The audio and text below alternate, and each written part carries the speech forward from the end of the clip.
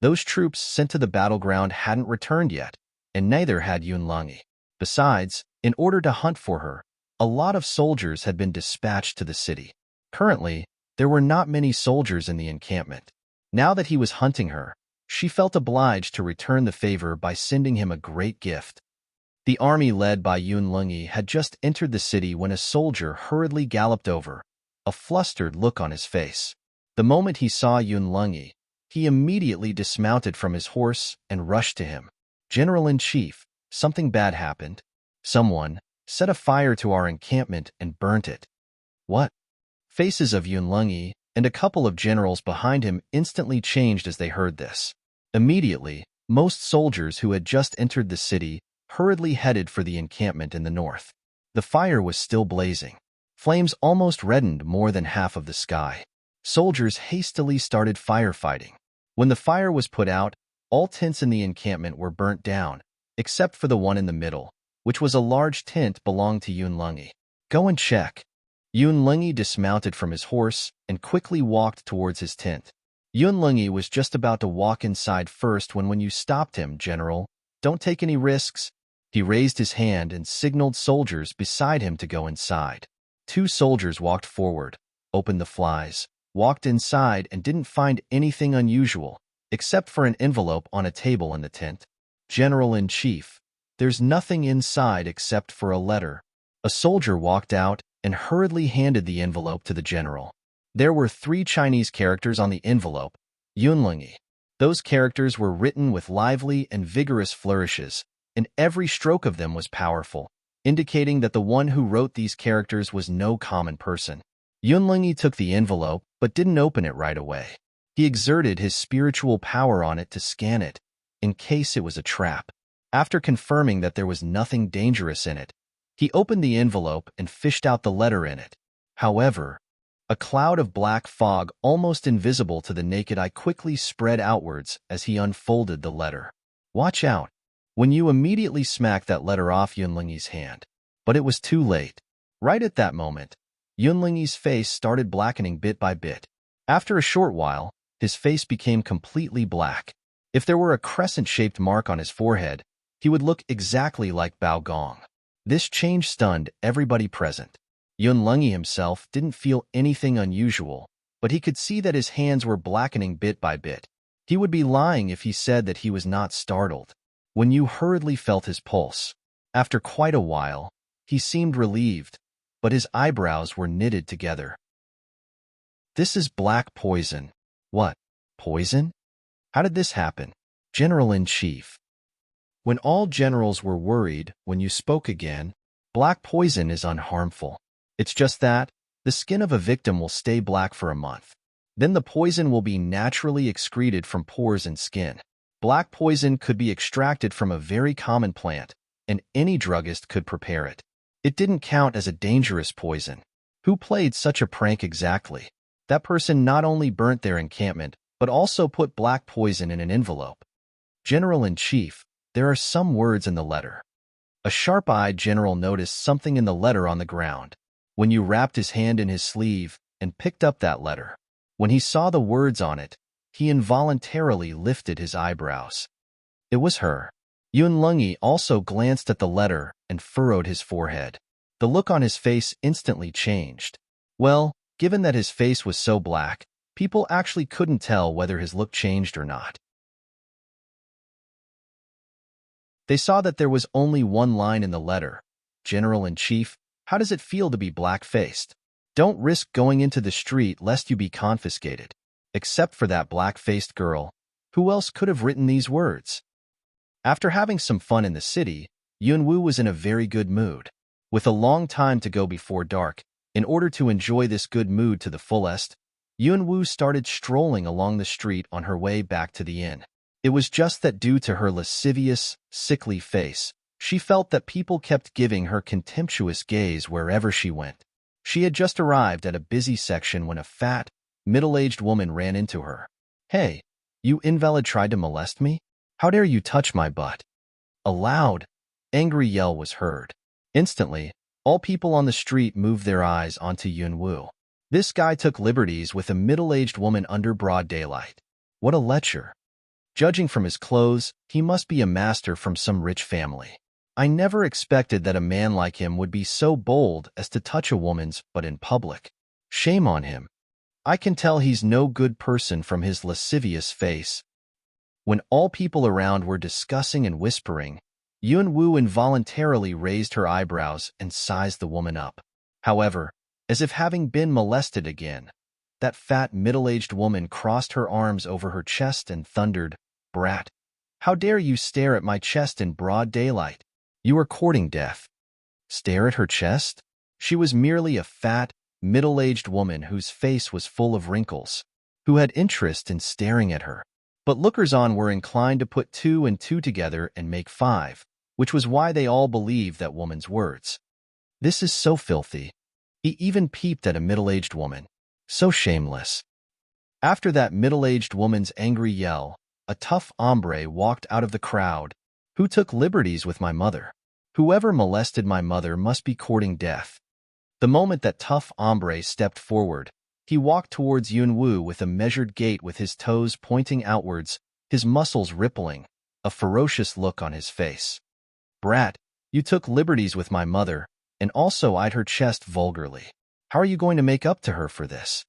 Watching that fierce-looking strong man, Yun-woo asked with a bland smile, "May I ask, how do you want me to make up to her? Pay at least 80 taels of silver compensation to comfort my mother. Otherwise, I'll squeeze you to pieces," the tough hombre thundered, clenching his fists until they clicked. It seemed as if he would kill Yun-woo if she refused to make compensatory payment. On seeing this, all lookers-on couldn't help drawing back, worrying that they might get hurt by accident during the potential fight. But Yun-woo slightly curved her lips, neither afraid nor flustered. Unexpectedly, in this exotic world, there was also such trick as a trap of seduction, which she found hilarious. But Yun-woo had no intention of fighting with him. There were too many people around. If she fought him, things might end up troublesome. "Will you let this go if I compensate you?" Yun-woo slightly raised her head and asked that tough hombre who was a head higher than her. That tough hombre answered in a gruff voice, "That's comfort fee. Let it be a lesson to you. Don't be so lascivious, and stop wandering around trying to molest women." There seemed to be awe-inspiring righteousness in his voice. Yun-woo couldn't help feeling amused, but she still stretched out her hand into her front inside pocket. When she took her hand out, there was a shoe-shaped gold ingot in it. "Do you think this is enough?" The tough hombre's eyes lit up as he saw the shoe-shaped gold ingot, and he quickly nodded. Yun-woo casually tossed the shoe-shaped gold ingot to him. The tough hombre caught the heavy shoe-shaped gold ingot and couldn't help looking at Yun-woo. Wasn't this going too smoothly? By the way, here's a tip for you. Remind this aunt to put something under her bosoms to raise them up a little bit before leaving home. Otherwise, people might have trouble distinguishing her belly and her bosoms, which will make her seem less devoted to her job. After saying this, Yun-woo turned around and left with a smile on the corner of her lips. At first, the woman and her son who stayed on the spot didn't understand what she meant. But after the two glanced at the middle-aged woman's fat belly, understanding suddenly dawned on them, and with that their faces turned dark with rage. Yun-woo's figure had merged into the crowd. A master and his servant, who were sitting in the attic on the second floor of a tavern in the distance, saw what had just happened in the street. "Master, I never expected that in this border city, there would be someone bold enough to took liberties with a woman in the street. The moral degeneration of the world is getting worse day by day. There are so many scum of society." In the attic on the second floor, a little boy about 10 years old dressed in white clothes flicked a glimpse at Yun-woo's receding figure and made these remarks with a frown on his face. "Little Ching, I told you before. Learn to control your temper. Disaster emanates from careless talk," a mild, graceful, and crisp voice said.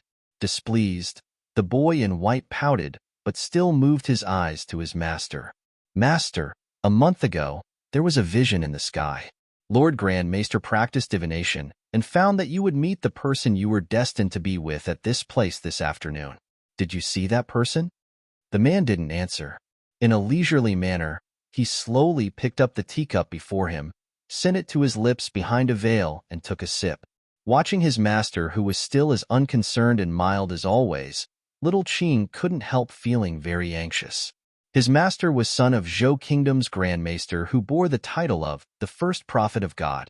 He was supposed to be an unusually lucky person, but for some reason, he had been wearing a hat with white veil since childhood, and he almost stayed at home all the time. But over a month ago, after his master was attacked by a ruffian who sneaked into the mansion, Lord Grand Maester suddenly rejoiced. It turned out that because of that bloodshed, Grand Maester managed to find out via divination that his son would meet the person he was destined to be with at this tavern in this border city at Yuhour, who would enable him to free himself from the destiny of being alone all his life. After quite a while, soon the bell would strike Yuhour. Surprisingly, this tavern, which was busy almost all year round, was very quiet this day. There was not a single well-featured young woman. Little Qing, who cared about his master's future well-being very much, inevitably went anxious. "Master, I'll go downstairs and take a look. If I see any suitable ladies, I'll invite them here." Upon these words, before the man could say anything, the little figure hurried towards the staircase. But he had just reached the landing when he ran into a figure. After casting a glance at that person, he couldn't help but furrow his brow and block Yunwu's path, saying disgustedly, "You degenerate, why are you here?" Watching Yunwu disguised as a man, little Qing suddenly felt scum like him was exceptionally hateful, as if his presence would degrade his master like a bit of a mouse's dropping would spoil a whole saucepan of broth. Confused, Yunwu, whose path was blocked, watched this boy who just rebuked her. Did they know each other? But she still blandly replied, "This is a tavern, so of course I'm here to eat. What else do you think I came here to do? Pooping?" "You." The boy was annoyed. "Find somewhere else to eat. Can't you see that my master is here? We've taken all seats on the second floor." "But the tavern keeper just told me that there were plenty of seats available on the second floor. That was the case a moment ago. Now, all seats here belong to my master, so get out." Impatiently, Yunwu flicked a glance at the boy being deliberately provocative, gently waved her hand, and with that the boy was immobilized, as if his acupoint had been struck. Yunwu walked past him, planning to find a seat. It was actually a very strange thing. Originally, she was on her way back to the inn, but when she was close to the destination, she sensed the chi of those two assassins. Had they by any chance already found her? To be on the safe side, Yunwu gave up returning to the inn. She decided to find a tavern to eat and then leave the city after dark. She had gone to several taverns, but none of them had any seats available, so eventually she ended up coming into this one. It was just that she had already encountered a trap of seduction not long ago, and now this boy tried to make trouble out of nothing, which she found very noisy, so Yunwu blocked his acupoint with a silver needle to quiet him down. "Thank you for going easy on him, master. My little attendant was being impertinent. Please pardon him. It's boring to eat alone. May I ask if master is willing to come here and have a meal with me?" Suddenly, a mild, elegant, and crisp voice came, making her feel very comfortable. Yunwu couldn't help looking in the direction of the source of the voice.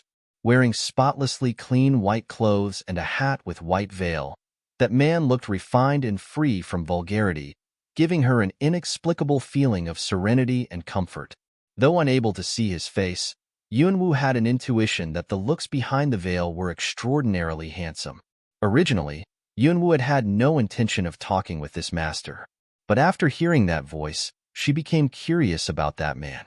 So she walked up to that table and sat opposite him. "Thank you for having a meal with me, master. I, Nangong Yi, won't forget this favor." Upon finishing the last word, with a gentle wave of his hand, he restored little Qing's acupoint. Yunwu involuntarily lifted her eyebrows, and a piercing look flashed across the bottom of her eyes. Late stage of Tier 8? Judging from his voice, this man was probably still young, but unexpectedly, he was already in late stage of Tier 8. He must be no common person. "Master!" Little Qing walked over, feeling like weeping but had no tears. The bell had just struck Yuhour, but he had never expected that the one who was sitting in front of his master would be that degenerate who had openly taken liberties with a married woman on the street not long ago.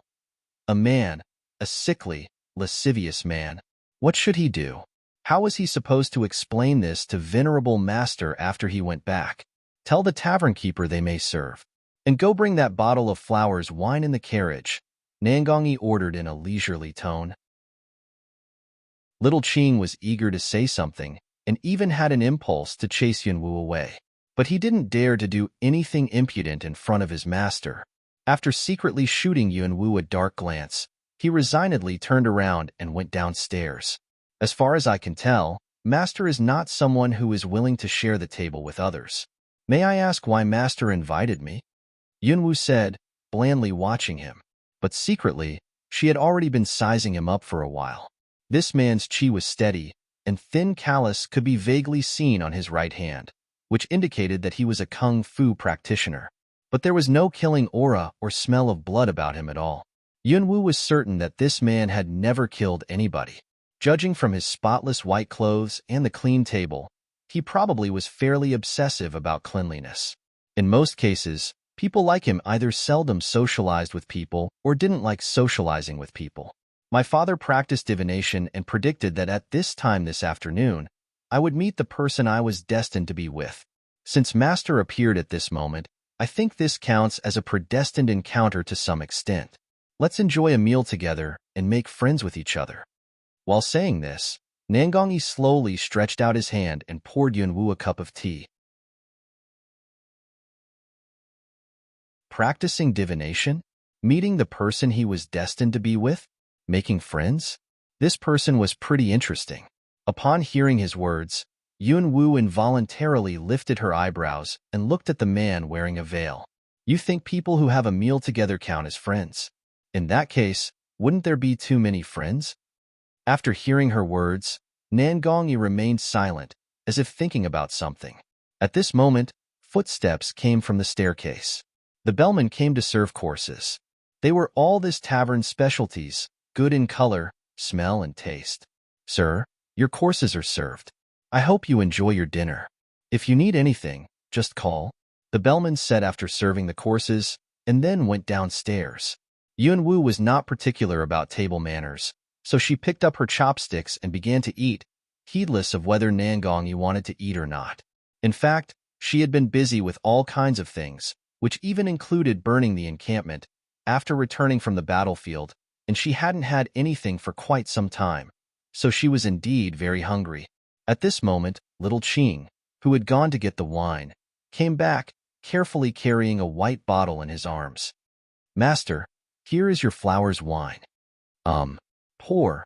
An elegant, bland voice came from behind the veil. After casting a glance at Yunwu, who was eating in a self-involved manner, little Qing was annoyed but still poured 2 goblets of wine, handed one of them to Nangongi and then discontentedly put the other one onto the table in front of Yunwu. Bee Spring. To make this wine, my master collected a lot of precious medicinal flowers. You dashed, however, before little Qing could finish his sentence. Yunwu drank the goblet of wine in one gulp, smacked the empty goblet down onto the table in front of little Qing, indicating that she wanted him to pour her another goblet of wine. Little Qing was stunned, and with that he blushed furiously. Every drop of that wine was worth a fortune. In order to have a taste of the flowers wine made by his master, numerous dignitaries were willing to spend large sums of money, but she drank it like a bull drank water, which was a total waste of this precious flowers wine. What? You invited me to drink with you, but I just drunk a small goblet of it, yet you began to grudge it? Upon these words, Yunwu raised her eyes and looked at Nangongi, whose face couldn't be distinctly seen. In fact, she did want to anger that little brat. Though he was still a little boy, he had been acting like a snob all along. As regards the wine, it was indeed very good. Actually, it was probably some kind of tonic wine. As for in what way it was beneficial for people's health, she was unable to identify what medicinal materials had been used to make this wine. But after drinking it, she felt refreshed and comfortable. This wine must be good for people's health. Little Qing, pour, Nangongi said in a mild, graceful voice. But master, he drinks wine like an old bull drinks water. It would be such a waste to let her drink this precious wine.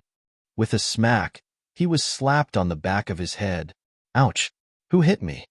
Little Qing held his head, grimacing. He didn't know when, but that bottle of flowers wine had been taken by Yunwu. Your master had given the order, but you still kept nagging. You surely have no idea what the sentence, "a filthy mouth cannot utter decent language," means, do you? If you really don't know, find a mirror and look into it, and then you'll get it. After saying this, Yunwu raised her head and drank that small bottle of wine in 3 gulps. After that, she put the bottle down onto the table, cleanly stood up and cast a piercing look at Nangongyi, who had been silently staring at her through the veil all along. Your wine is indeed pretty good. It's a pity you didn't bring more. I promise I'll give you a jar of it the next time we meet, my friend. As Yunwu turned around, Nangongyi said with a smile. Yunwu was stunned for a second and then gave a shrug. We can discuss that when we meet again. She didn't think that they would meet again. Besides, after she removed her makeup, the man she disguised herself as would no longer exist. The instant she finished the last word, her petite figure disappeared at the landing. As if having just understood the undertones contained in her previous words, little Qing, who had been begrudging that bottle of flowers wine, involuntarily got angry and yelled, "You are a dog. All your family members are dogs. Hey, don't leave. Come back. I'll teach you a lesson." Upon hearing the angry yell of that little brat, Yunwu, who had just walked downstairs, curved her lips. But there was no smile in her eyes, because when she was facing that man, she had a very strange feeling, as if he stared into her soul. But he had been calm and unconcerned from start to finish, as if he was cut off from the outside world, which was why she was unable to speculate or deduce what he was thinking of exactly. This feeling was blood-curdling, which made her feel that he was a very dangerous man. As a result, she'd better leave as soon as possible. Master, Patriarch asked you to come here to find the person you're destined to be with. Why did you allow that degenerate to share the table with you? Wasn't that? Watching Yunwu, who was going further away, little Qing blushed scarlet in anger and nearly waved his claws to express his discontent. But the corner of the lips clamping tightly together behind the white veil slightly lifted, as if the man stood aloof from the world. At this moment, he also stood up from the seat and intended to leave. Master, you haven't met that person yet. It's still your hour. Let's just wait. Little Qing said anxiously. I've already met the one I'd been waiting for. Let's go. What? Little Qing didn't quite understand. He had already met that person? They had been sitting here for the whole afternoon, but that degenerate was the only one who had shown up, and no women had ever come here. Why did he say that he'd already met that person? Did his master by any chance mean that that disgraceful man was the one he was destined to be with? Little Qing's face changed as he thought about this. He hurriedly followed his master. Master, that degenerate was by no means the person you're destined to be with. Let's wait a moment longer. The next day, outside the Luo city, a plain horse-drawn carriage slowly drove into the city. Inside the carriage was a nondescript female who, at this moment, was sitting cross-legged performing qi circulation. After leaving that border city, Yunwu traveled all night and arrived in the Luo city. But after that outbreak of pestilence, there were probably a lot of people trying to find her in the Luo city. As a result, Yunwu had changed her disguise in a town near the Luo city before hiring a horse-drawn carriage to go downtown. She wondered whether that Long Qingxia had heard the news or not. Apart from visiting grandma medicine, looking for Long Qingxia was also an important reason why she had come back to the Luo city this time. In order to revive her body, she needed his blood in addition to vigor grass. She had to find him and revive her body as soon as possible, since Elder White's condition was getting less and less optimistic. If the necklace was sealed up, Elder White would fall into deep sleep again. In fact, after all these things she had been through, she had already regarded Elder White as her mentor. It was under his guidance that she managed to get into this exotic world, and if it weren't for his help, she would probably have died in the forbidden area long ago. As a result, she must revive her body before the seal in the necklace restored. Lady, we're in the Luo city. They had just entered the city when the carriage stopped and the driver's voice came. Yunwu opened the flies, took a glance and got off the carriage. After paying the fare, she turned around and headed for the Morong mansion. However, before long, she sensed that the atmosphere in the city was a little unusual. Have you heard it? A branch of the auction house of Dragon Cabinet is open for business in the Luo city today. This is the first day. A lot of people are there to look on. I heard it long ago. It's just that all those auction houses are meant for the wealthy. People like us can only watch from outside. Tell me about it. I heard that a lot of prestigious families came here today. Even the Lord of Water City is here. Yes. I've just come back from there. Not only the Lord of Water City, but also the Lord of our city and the Venerable Mistress were there. Walking on the street, Yunwu saw that all pedestrians were discussing animatedly. The Dragon Cabinet? An auction house? But on hearing the last remark, Yunwu, who had originally planned to go to the Morong mansion, instantly stopped. Excuse me, Aunt. Would you please tell me where that Dragon Cabinet is? While those people were talking, a presumptuous voice came. Passers-by couldn't help turning their heads back as they heard the voice. Lady, you must be an outsider, right? I mean, you don't even know about the Dragon Cabinet. The auction house of Dragon Cabinet is in the busiest area next to the North Street. But lady, I'm afraid you won't be able to have any fun there, because it's too crowded. Yes, I just came back from there. There were too many people. The spot was terribly congested. With the help of a couple of middle-aged women, Yunwu arrived at the North Street. However, she hadn't approached that place yet when she saw the crowds congesting the street. If she tried to force her way through the crowd, it was very likely that she would be squeezed to death before she could reach the front. Step aside. Right at this moment, a string of loud, shrill yells came from behind. A luxurious horse-drawn carriage hurriedly drove over. The male driver was angrily yelling at those people in his way. Suddenly, he swung his whip at them. Many people failed to dodge aside in time and got hit by the whip. Bloody wounds appeared on them. At this moment, Yunwu, who was standing in the middle of the road, had just turned her head back when she saw that the whip was swung at her. A cold look flashed across the bottom of her eyes. With a movement of her foot, her figure disappeared into thin air on the spot like a phantom the last moment before the whip reached her position. The man who swung the whip at her on the carriage was instantly stunned. Where was she? Just now, he had distinctly seen a female in front of him.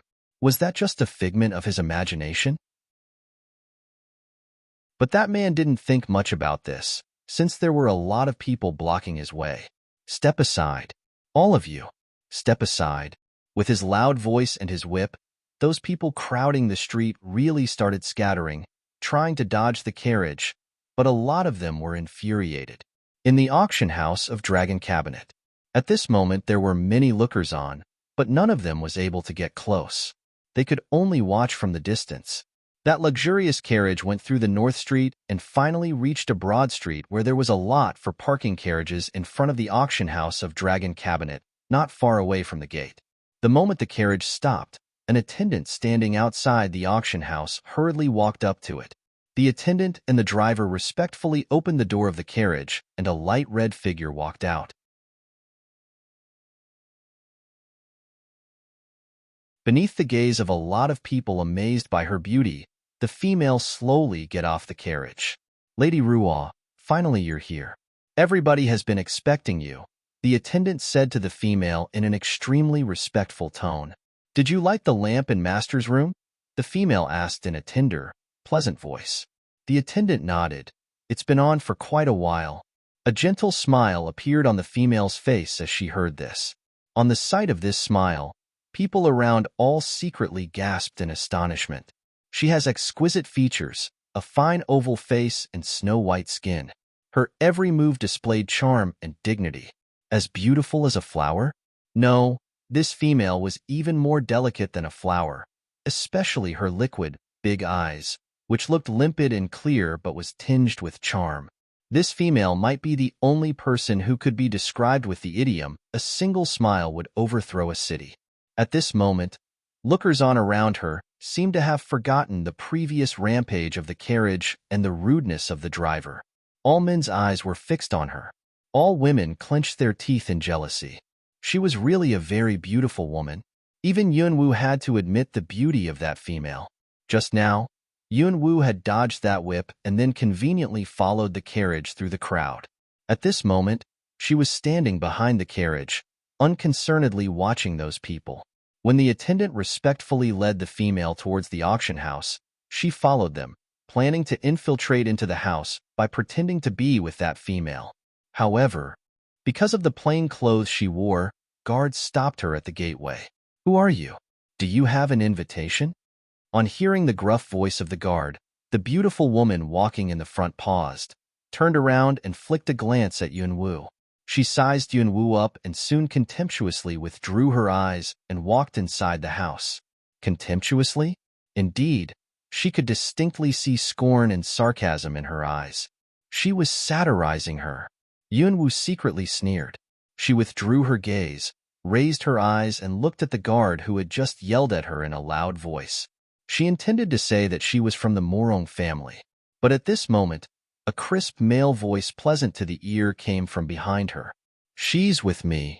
On hearing this, Yunwu turned her head back and her eyebrows abruptly lifted on the sight of the man wearing white clothes and a hat with white veil and the little attendant beside him. They also came here? It was the man she met in that tavern in the border city in the afternoon the day before. Yunwu managed to get to the Luo city after traveling all night. But how come they also appeared in this place at this moment? Little Qing cast a glance at plain-looking Yunwu and furrowed his forehead, as if displeased with his master's action. Yesterday he received a male degenerate. Today he helped this ugly woman. Why is master acting so weirdly after leaving home? After grunting these words in a low voice, he reluctantly walked forward and handed an invitation to the guard. "It turns out you're Grand Maester's son, Master Nangong. My apologies. I didn't know this lady's with Master Nangong. Please pardon me." On the sight of the invitation, the guard, who had just yelled in a gruff voice with a sullen look on his face, hastily changed his attitude and bowed respectfully. The attendant standing on the side also hurried over to lead the way. "This way, please, Master Nangong." Grand Maester's son? A flash of surprise crossed Yunwu's eyes as she heard this. She couldn't help flicking a couple of extra glances at Nangong Yi. One of the 5 items she needed to collect was called pure blood. So it was this man's blood?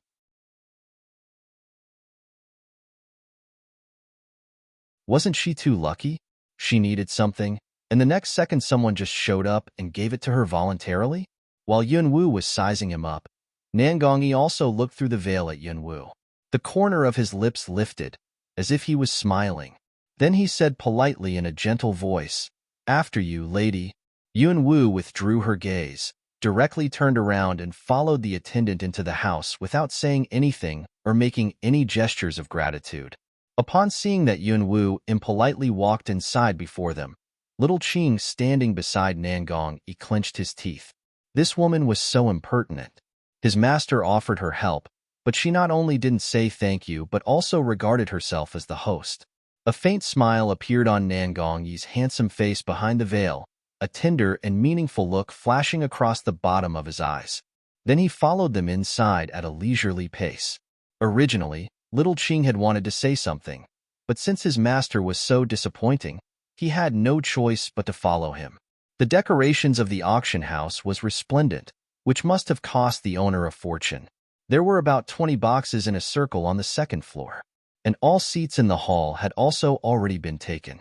The attendant led them to the third box, which was on the left side on the second floor. "Master Nangong, this box is reserved for you.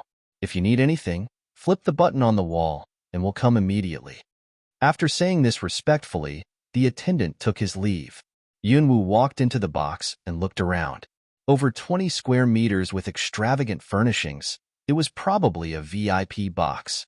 Yunwu picked a seat near the curtain and sat down. From that seat, she could see the whole auction platform as well as the entire hall. Due to the curtain, people couldn't see who were inside the box from outside. It was pretty good.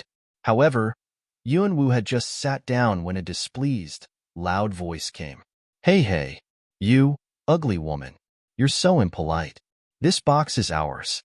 Why did you follow us in here? And that's my master's spot. Get out of here. Little Qing angrily strode towards Yunwu. It seemed as if he was going to force her out of the box. Little Qing. Right at this moment, Nan Gongyi's deep voice came. On hearing it, Little Qing turned his head back and pouted. Master, that's your seat. But this ugly woman, you're so talky. Go out and have someone bring us some snacks. Upon saying this, Nan Gongyi sat down beside Yunwu. Watching Yunwu, Little Qing was very unhappy. But he knew well about his master's temper. Eventually, he coldly snorted at Yunwu, turned his head aside, and left. Yunwu flicked a glance at that little brat. Little Leaf was also about 10 years old, but she was much more adorable. This little guy was so noisy. I hope you wouldn't mind, lady. My little attendant has always been like that. He means no harm. A mild, refined, pleasant, and very polite voice was heard. Yunwu turned her head aside and cast a glance at Nan Gongyi, who was sitting on the other side of the teapot. May I ask if Master Nan Gong means any harm? From the very beginning, she had always been having this weird feeling that this man stared into her soul, which sent chills down her spine. If it weren't for that she had heard that he was the Grand Maester's son, she wouldn't have been in the same room with this man at all. It was so weird. She felt very uneasy. But Yunwu didn't show it on her face. Having disguised herself as a plain-looking woman, she directly looked back at the man who was staring through the veil at her.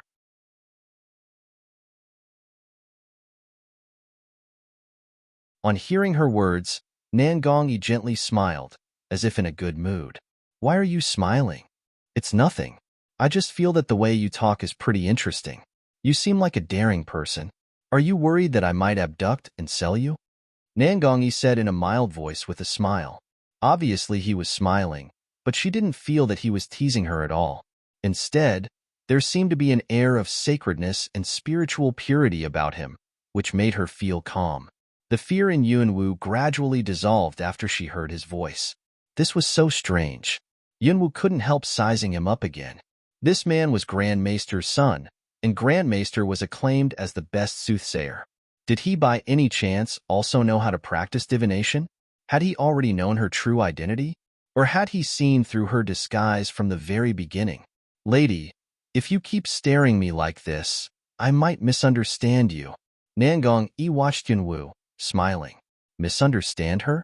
Yunwu was briefly stunned, and then the corner of her lips lifted. Master Nan Gong is so humorous. I'm very serious. On hearing this, Yunwu was stunned again. She couldn't help flicking a glance at him. Nan Gongyi said no more and just watched her in silence. The room became quiet. Yunwu knitted her pretty eyebrows together. That creepy feeling came back to her. Hey, you ugly woman. Why are you staring at my master like that? Right at this moment, Little Qing's loud voice came from the doorway, and with that Little Qing carrying snacks ran inside. He put down the snacks and angrily stood before Yunwu with arms akimbo. He glared at her as if she had just tried to sexually harass his master. Yunwu pulled a wry face. Why did he think that she tried to seduce his master? But his presence dissolved the creepy feeling she'd been having. Knock, knock. Right at this moment, sounds of the hammer hitting the table were heard. On the sight of the person who had just appeared on the platform, all people stopped discussing and quieted down. On the auction platform stood a beautiful woman wearing a light red dress made of thin silk. She was the auctioneer in charge of this day's auction in the auction house of Dragon Cabinet. Wasn't that woman the one who had given Yunwu a contemptuous look at the gate? On the sight of the woman on the platform, Yunwu curved her lips in a sneer. No wonder she dared to be so arrogant and hurt pedestrians on the street. It turned out that she was an auctioneer of this auction house. Ruo Ling swept her beautiful eyes through those people sitting in the hall. When she saw the astonishment in the eyes of those men amazed by her beauty, she felt an inexplicable sense of satisfaction. But she couldn't help looking in the direction of the box opposite the auction platform on the top floor. In this world, there was probably only one man who had never looked at her carefully. Good morning, ladies and gentlemen. I'm Ruo Ling, the acting chief auctioneer of the 13th branch of Dragon Cabinet Auction House. I'll be hosting today's auction, which is the first auction after this auction house opens for business today. Soon she withdrew her gaze and made a self-introduction to all people present with a smile. After the opening speech was made in a tender, pleasant voice, the hammer went down. Today's auction begins. She cleanly declared the start of the auction.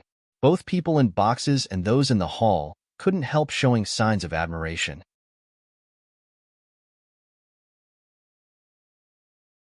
Before an auction started, there was always a verbose warm-up speech, but in fact, that only made people feel impatient.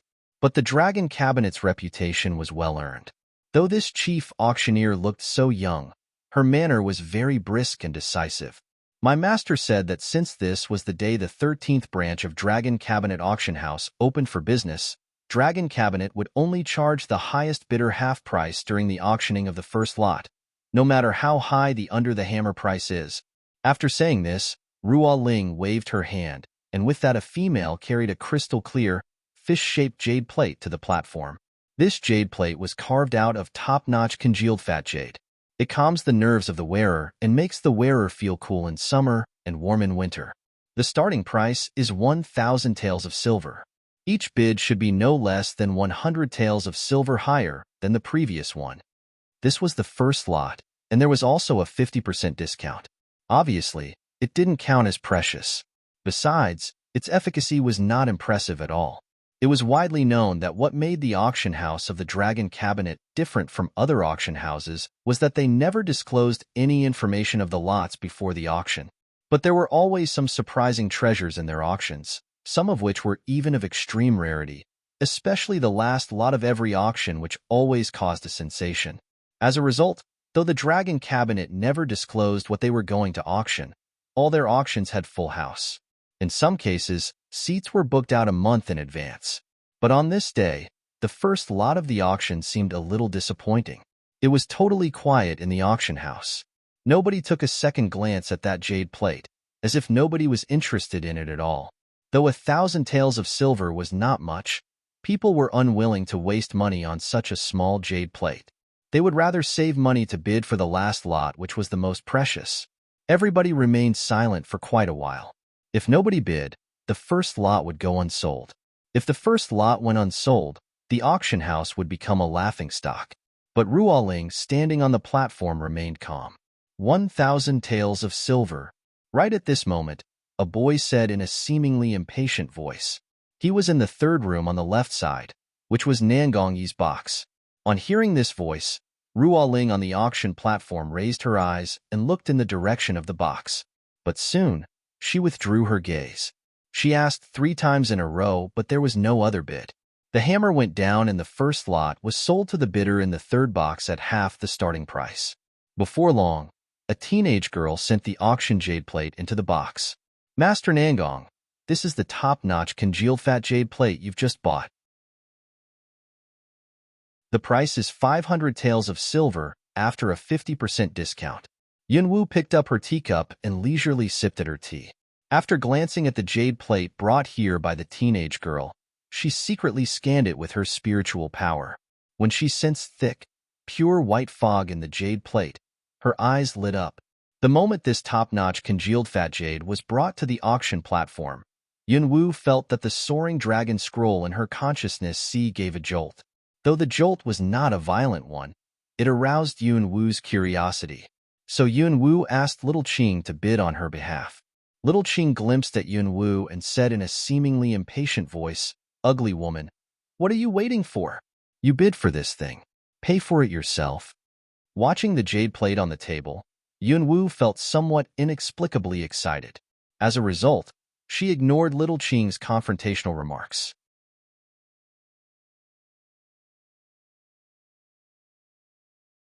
She stretched her hand into her sleeve and fished out a blood-red gemstone, and then she waved her hand and the gemstone landed in front of the teenage girl. "I don't have enough cash on me, so I'll pay for it with this gemstone." In fact, there were chests of silver ingots, shoe-shaped gold ingots, gold leaves, and all kinds of jewels in her storage space, the total value of which was unknown to even herself.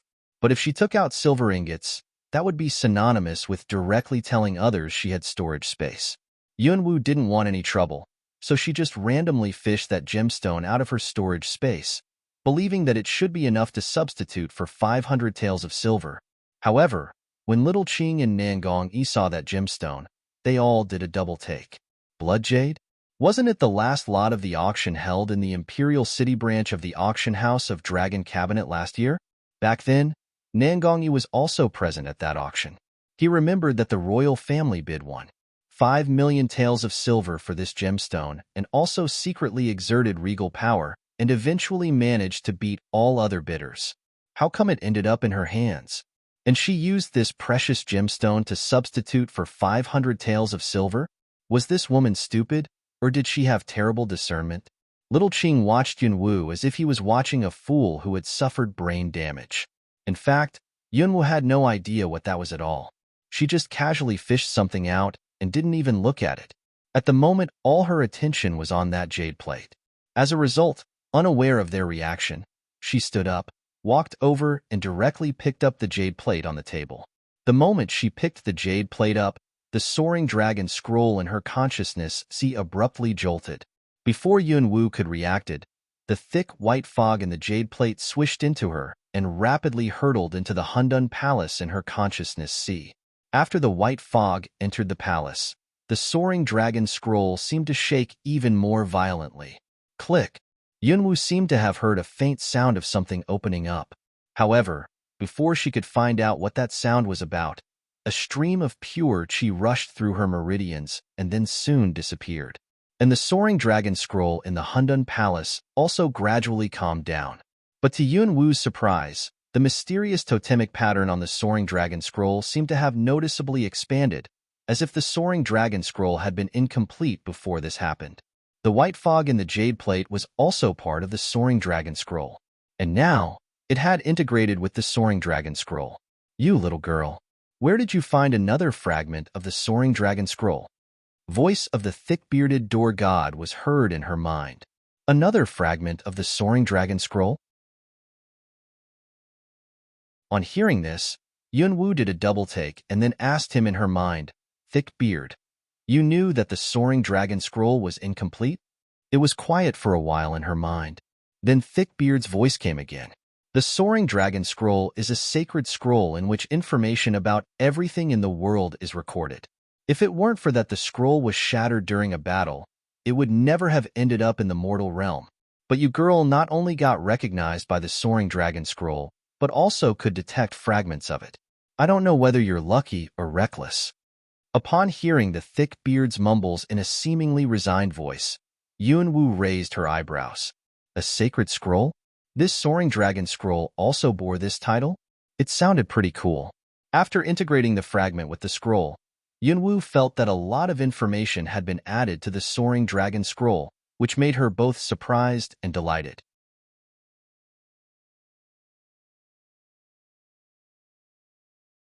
Because this meant that she had more information about treasures and other things in this world at her disposal.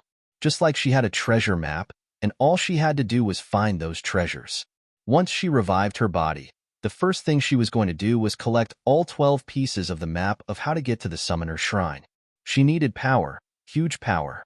Though for some inexplicably reason, she had already become a summoner, she was still being hunted, facing life-threatening danger every day. And the reason for all this was that she was not powerful enough to fight back against her enemies head-on. Thinking about this, Yunwu felt very uncomfortable. She, Yunwu, had never been a coward, neither in the last incarnation nor in this one. She clenched her fists. She was not powerful enough, so she would try to get more powerful. She had no armed forces, so she would build her armed forces by herself. Someday, she would be the most powerful person in the world. Competitive fire blazed intensely in her. In the wing, the female who had just brought the jade plate here had taken her leave. The man and his little attendant were watching her. Little Qing was somewhat stunned when he saw her clenched fists and the cold look in her eyes. What was she thinking about exactly? Why was her face so fierce? He knitted her little eyebrows. Outside, the auctioning of the second lot had begun. Master, stop looking at this stupid, ugly woman. Let's check out the second lot, Little Qing hurriedly said to his master. He always felt that his master was paying too much attention to this ugly woman, which she didn't really deserve. On hearing Little Qing's voice, Yunwu collected herself. This brat seemed to dislike her. He kept calling her ugly woman from the moment they met. But Yunwu was in a good mood, so she ignored him. Since the jade plate in her hand was useless now, she casually put it back into her front inside pocket and then returned to her seat. This time, she became somewhat interested in the next lot.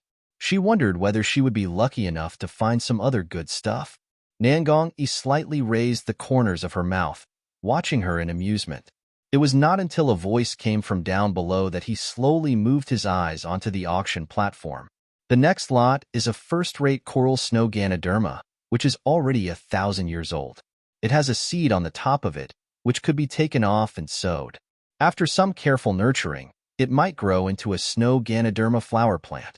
The starting price for this first-rate 1,000-year-old coral snow Ganoderma is 10,000 taels of silver. Every bid should be no less than 1,000 taels of silver than the last one. This snow Ganoderma aroused a lot of people's interest. The moment the voice died away, someone raised their paddle.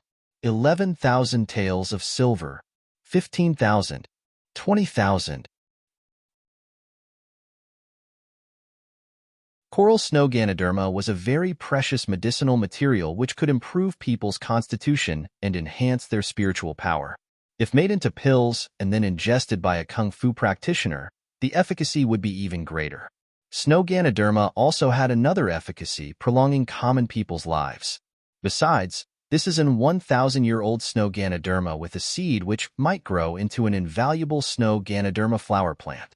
It could boost the efficacy of drugs if mixed with medicinal materials when preparing drugs, which was extremely tempting for both druggists and senior pharmacists.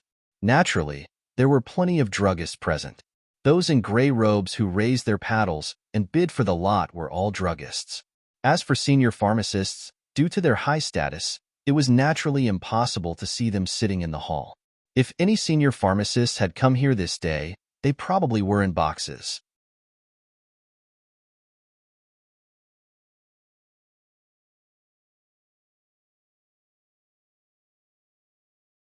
However, nobody in boxes had bid so far. Currently, the highest bid was 55,000 taels of silver. The auctioning of this lot was about to come to an end. The hammer had already gone down twice. All of a sudden, a deep female voice came from the third box upstairs on the left. 100,000. On hearing this voice, a skinny druggist abruptly raised his head, coldly squinted and looked in the direction of the box upstairs, faint anger gleaming in his eyes. This woman had been quiet all along, but suddenly outbid him when he was about to win the bid. How could he tolerate this? 101,000. The skeletal old druggist took a deep breath and said in a sepulchral tone. Those sitting in boxes on the second floor were either from large, prestigious families or reclusive senior pharmacists. Naturally, he was very unwilling to offend any of those people. It was just that he was determined to get this 1,000-year-old coral snow Ganoderma. 200,000. Yunwu yelled in a bland tone, ignoring Little Qing who was standing transfixed with shock on the side. Originally, she was indifferent to this lot, but after hearing Little Qing talking about the efficacy of the 1,000-year-old snow Ganoderma, especially the part about prolonging people's lives, she suddenly became interested. Since grandma medicine was unable to cultivate, she could only live 100 years or so at the most. For senior people like grandma medicine, this coral snow Ganoderma, which could prolong people's lives, was definitely the most valuable thing. She decided to do something for grandma medicine before returning to the imperial city. The moment she named her bid, that skinny druggist furiously clenched his teeth so hard that his roots of teeth nearly broke. She directly doubled her bid. This was way beyond his budget. The starting price of this snow Ganoderma was merely 10,000 taels of silver, and the current highest bid was 20 times that number, which exceeded the true value of this 1,000-year-old snow Ganoderma to a large extent. What was that bidder in the box exactly? Did she deliberately choose to bid at this moment to cross him? With a sepulchral look on his face, the skeletal druggist raised his head and said loudly, "The bidder in the third box upstairs on the left. May I ask which family you're from? Or are you a senior pharmacist? I really need this 1,000-year-old snow Ganoderma to prepare some remedies for the royal household. If by any chance your excellency is not in urgent need of it, Would you please be so kind as to do me a favor and let me have it? His words sounded pretty polite, but he explicitly mentioned the royal household to back himself up. The royal household? It turned out that he was a druggist working for the royal household. Though the status of a druggist was not as high as that of a senior pharmacist, it's much higher than that of a physician.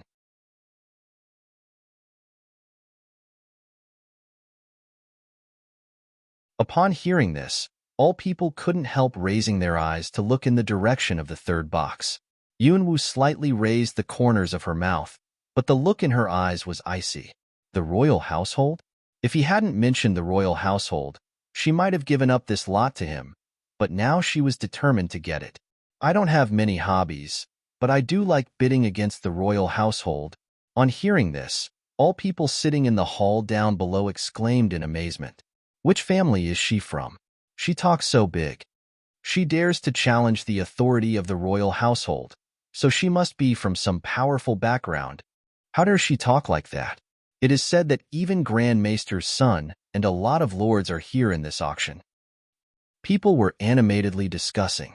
That skinny druggist stared in the direction of that box with a dangerous look in his squinted eyes, his face sullen. What kind of background was this woman from? How dare she say that her hobby was to bid against the royal household? Those were quite big words. But this 1,000-year-old snow Ganoderma was the last messenger drug he needed to prepare the remedy. After briefly clenching his teeth, the skinny druggist said loudly, 201,000 taels. Given his budget, this was the best he could do. If he bought this thing at a price higher than this, he might not be able to bid for another valuable lot.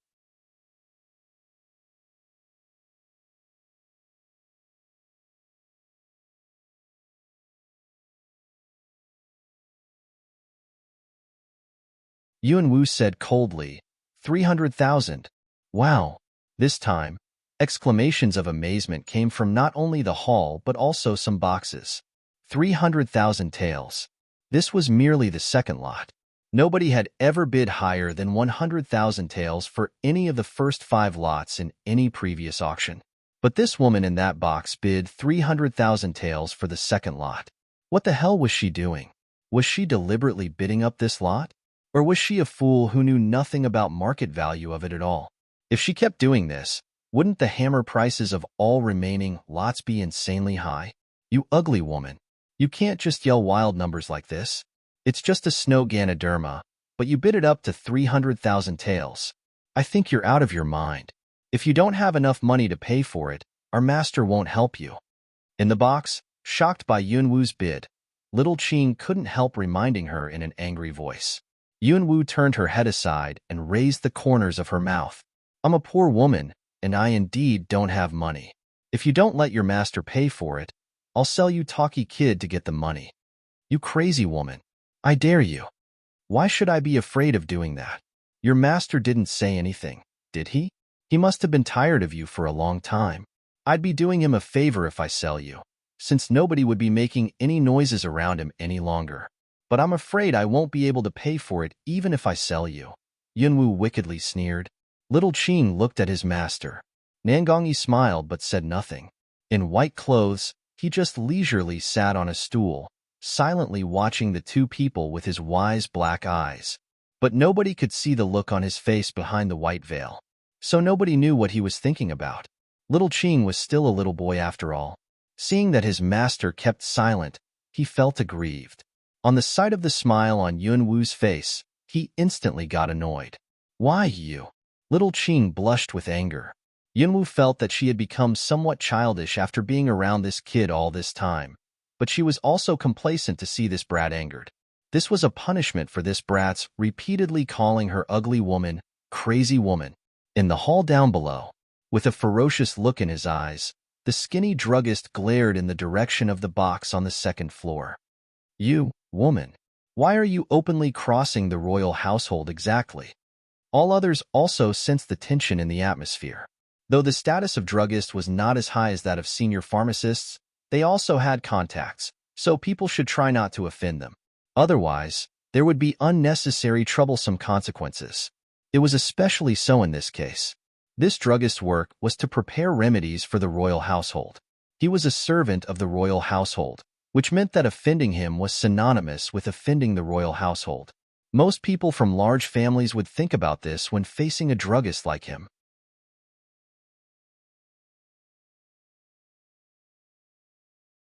Yun-woo withdrew her gaze at little Qing, turned her head aside, and flicked a glance at the skinny old man in the hall. She casually curved her lips and said languidly, "You're such a funny guy.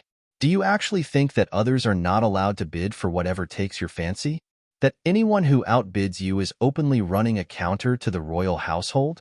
If that's the case, nobody dares to bid for any of the rest of the lots, since all people present today might be openly crossing the royal household."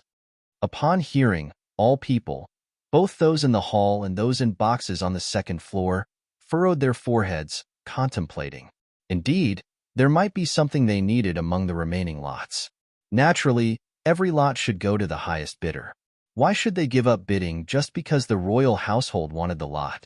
Thinking about this, those people, who had been discussing animatedly, frowned and looked at that skinny druggist.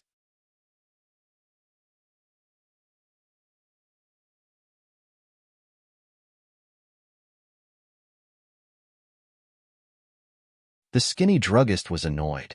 "Stop using lame arguments and perverted logic. Which family are you from exactly? Identify yourself. Don't be a coward."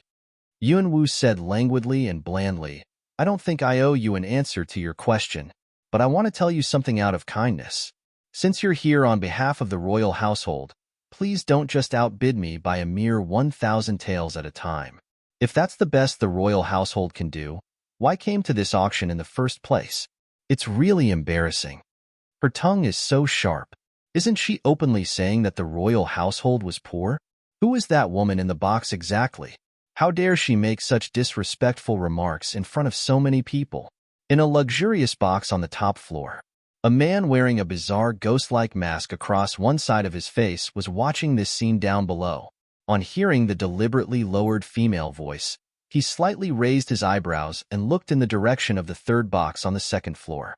Is it her? There was another man in the box. On hearing this, Coldness Wu glanced at the mysterious man in white, looking in the direction of the third box out of the corner of his eye. Her? Does young Master Long know that woman in the box? Young Master Wu, I think you're asking too many questions. A languid, low voice was heard. Coldness Wu gave a mild smile and nodded. Sorry, that's me being a busybody. May I ask what young Master Long thinks about my master's suggestion about cooperation between us? But the wickedly handsome man in white made no response to this question. However, a meaningful, mysterious look appeared in his black eyes behind the mask, making it difficult for others to conjecture about his thoughts. The skinny druggist's white face blushed scarlet with anger and his body was shaking. How dare you defame the royal household like that? You're courting death. Soon you'll regret this. He clenched his teeth with an undisguisedly murderous look on his face. Yunwoo giggled. Defame? What did I defame? But the ashamed and angry look on your face is really a rare scene. Be careful. Don't burst your blood vessels. You'll regret this. Eyes ablaze with anger, the skeletal druggist clenched his fists until the bones clicked. At last, he managed to suppress his anger and slumped down in his seat. But the desire to kill was surging inside him. He was determined to kill Yun-woo after the auction to vent his anger and hatred. In the 10th wing, on hearing those words, Cloud Morong involuntarily knitted his eyebrows together. This was his city. That woman dared to make such remarks in front of so many people, including himself. If he didn't intervene, the Morong family would have to face dire consequences if news of this matter spread to the imperial city. Go. Find out who those people in the third box are. Invite that woman who just talked to this room.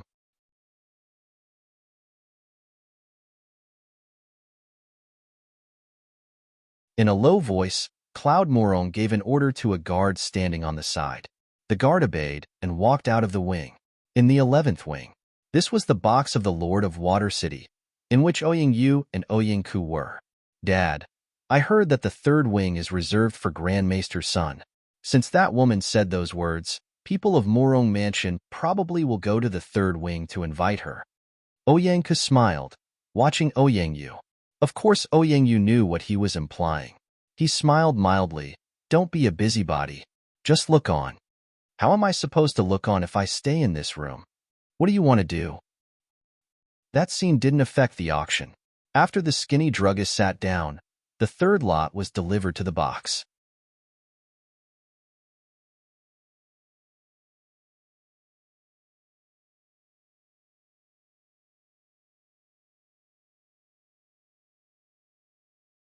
However, maybe it was because he was infuriated by Yunwu. The skinny druggist kept silent during the auctioning of the next few lots, all of which were top-notch medicinal materials, and there was even a rare one among them. In the wing, Yunwu naturally returned to normal, leisurely and indifferent, as if she was also uninterested in the next few lots. Nangongyi hadn't even given a glance at any of those lots. Instead, he was staring at her most of the time. Yunwu was eager to roll eyes at him. She had disguised herself as a plain-looking, nondescript woman. Why is he still staring at me? Every gaze he gave her made feel uneasy. Knock. There was a knock at the door. She thought that it was someone who came here to deliver the 1,000-year-old snow Ganoderma. However, it was a guard who walked into the room. Who bid for the last lot? The lord of the city wants an audience with that person. The guard flicked a glance at Yun and said in a low voice after entering the room. The lord of which city, if I may ask? Little Qing looked at the guard and asked. The guard glimpsed at Little Qing and the man wearing white clothes and a hat with white veil. He had made some inquiries and been told that this man was Grand Maester's son, Nangong Yi. The lord of the city I'm talking about is the lord of Luo City. I'm following orders. Please pardon me, Master Nangong. After saying this, the guard walked towards Yunwu. Wait, you can't take her. Go back and tell your lord. If you want to meet her, he'll have to come here himself. Little Qing suddenly blocked the guard's path, trying to stop him from taking her away. This little boy's action surprised Yunwu. She slightly lifted the corners of her mouth, stood up, walked over, and rubbed his head. Well, thank you for standing up for me, brat. But since the lord of Luo City requested my presence, I'll go there. If somebody delivers the 1,000-year-old snow Ganoderma here, tell that person to directly send it to the room of the lord of Luo City. Who stood up for you? Don't touch my head, you ugly woman. Little Qing angrily pushed aside the hand of Yunwu, who was patting him like patting a puppy. He just felt that though he didn't like this ugly woman, this was his master's room, and his master would lose face if he let the guard take her away. However, Yunwu smiled and quickly walked out of the room. Master, isn't that ugly woman a fool? She had just made those disrespectful remarks when the lord of Luo City sent his men here. It's obviously not a good thing, but she still willingly went there like an idiot. What a moron. Watching Yunwu's receding figure, Little Qing couldn't help looking at his master who had been silent all along. Why? Are you worried about her? Nangongyi said in a mild and elegant voice, a bland smile on his face. On hearing this, Little Qing nearly jumped up. Who would possibly worry about her?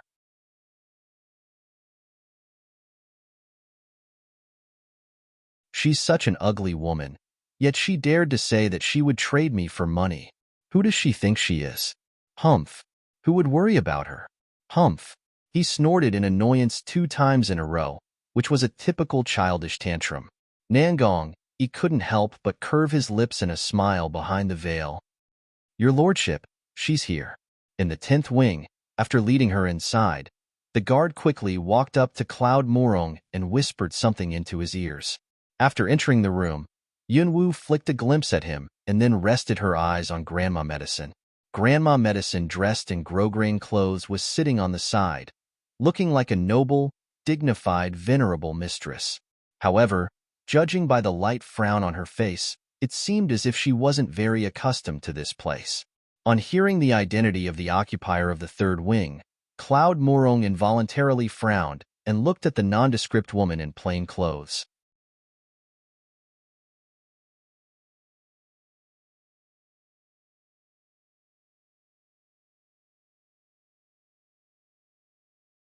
Was it you who made those disrespectful remarks? Cloud Morong asked in a deep voice.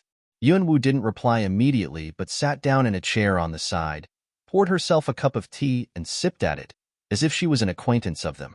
"Your lordship, did you summon me here to interrogate me?" This time, Yunwu didn't lower her voice. That languid, apathetic voice sounded very familiar to him. Cloud Morong didn't recall immediately, but Grandma Medicine's eyes lit up and shot at Yunwu. However, when she saw that plain, strange face, she slightly furrowed her forehead. How come their voices are so much alike? But she's not her.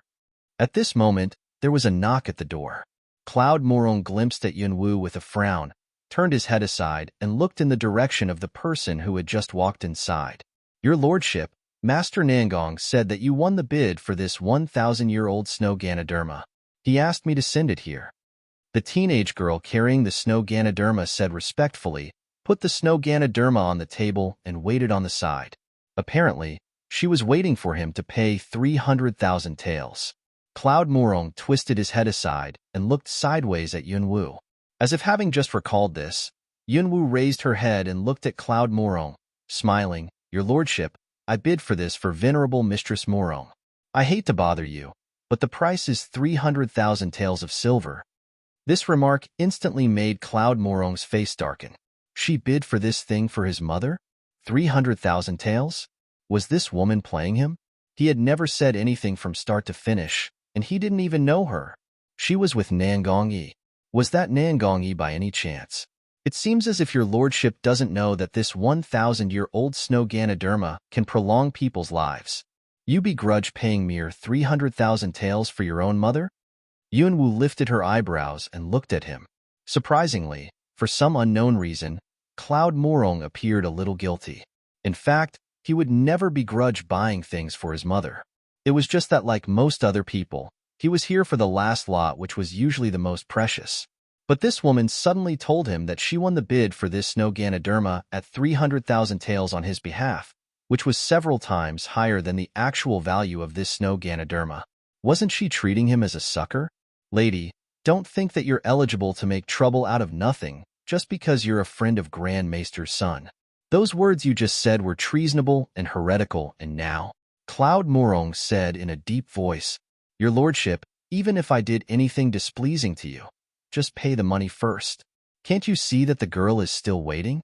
Even I feel embarrassed watching this," Yunwu said with a grin on her plain-looking face. But judging by her expression, she wasn't embarrassed at all.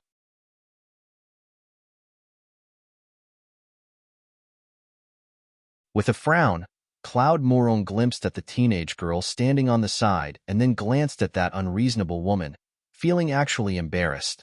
It seemed as if he really was unwilling to buy this thing for his mother. "You don't have enough money? If that's the case, I'll go and ask Nangong Yi to pay for it first. You can repay him later." After saying this, Yunwu stood up from the stool, planning to go to Nangong Yi's room. With a sullen look on his face, Cloud Morong reprimanded in a low voice, "Sit down." How could he refuse to pay the money after she said those words? It was no longer merely about his face, but also about his status and dignity. Cloud Morong darted an angry glance at Yunwu, turned his head aside, and said to the guard standing on the side, "Go with that girl and pay the money." "Yes." The guard nodded and soon left with the teenage girl. Finally, there were only 3 people in the room. Cloud Morong said with a sudden, cold face, "Lady, are you playing a trick on me?"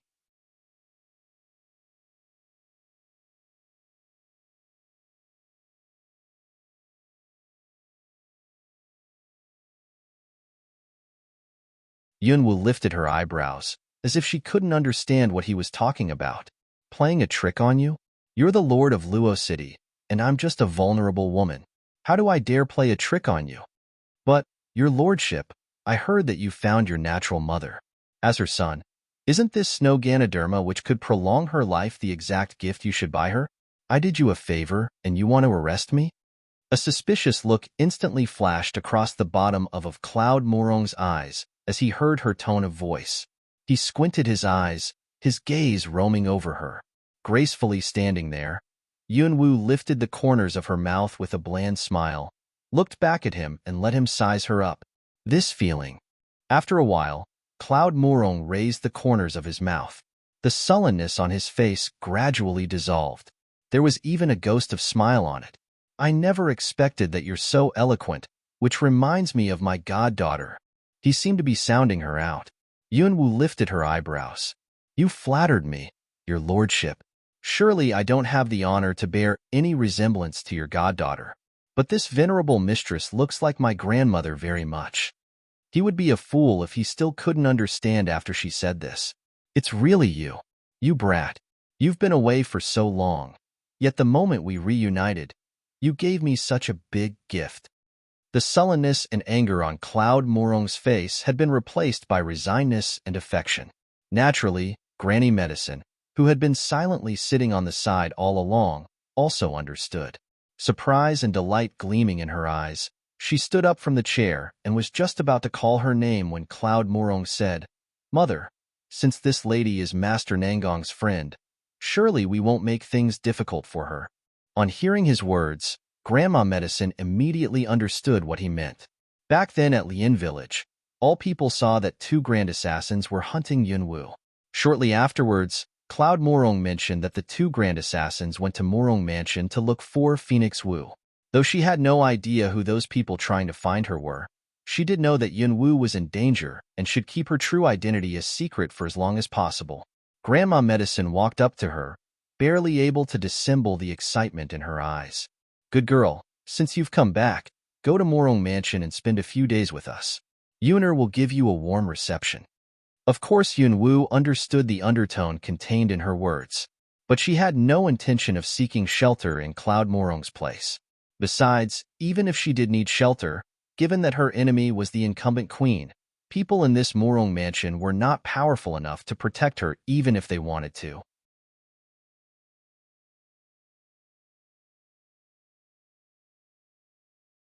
In addition, since Grandma Medicine had returned to the Morong family, she didn't want to get Morong Mansion involved in this matter, lest Grandma Medicine be incriminated. That won't be necessary. There's something I have to deal with. When this is over, I'll leave. By the way, about that pestilence, did anybody go to Morong Mansion to look for anybody? Cloud Morong shook his head and said, No. Why do you ask? Is there anybody you want to find? After the pestilence spread, the Ouyang family in Water City sent a big sedan chair carried by 8 men to the village and respectfully carried Grandma Medicine to their mansion. Third uncle and other members of Morong family who were swollen all over had no choice but to pocket their pride and send someone to Ouyang Mansion in Water City to pick up Grandma Medicine. However, they sent people there 3 times, but all their requests were rejected. Members of Ouyang family even shut the door on them. The distinction of the venerable master of Ouyang family was reduced after a week's time, and he also regained his consciousness. Before long, he was able to get out of bed and walk. The news spread through the whole Water City and caused a sensation.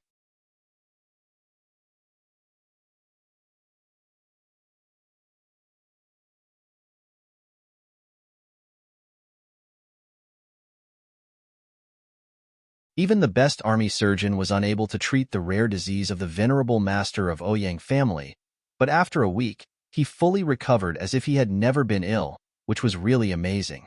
Thus, Grandma Medicine's reputation for her medical skills rapidly spread. On hearing the news, all those infected members of Morong family in Luo City could no longer forbear. So they sent another several batches of people to Water City. However, it was easy to evict her but difficult to get her back. Back then, members of Morong family treated them in such a contemptuous manner, repeatedly saying that they were freeloaders. Even a handmaid dared to bully them. Yunwu never tolerated anybody wronging her relatives and friends. As a result, when the 2 grand assassins were about to find her, Yunwu asked Li Shuyang to do her a favor. She told him that he was to reject all of Morong family's invitations and raise a claim when the steward himself showed up. Eventually, she told him to request them to transfer Grandma Medicine and Little Leaf from Water City to Luo City with a big sedan chair carried by 36 men. They were to beat gongs and wind trumpets to welcome them back to Morong Mansion in Luo City.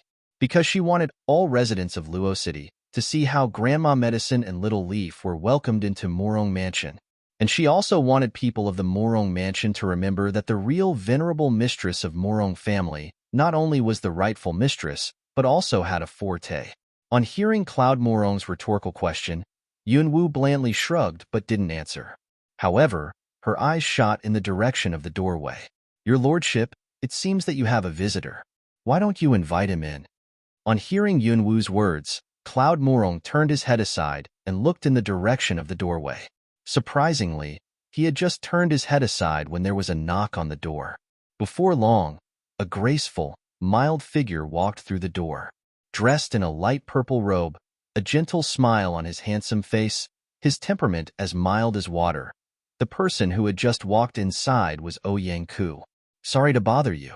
I just accidentally heard that the Lord of Luo City was right next door, that Grandma Medicine was here too, so I came here to send my regards.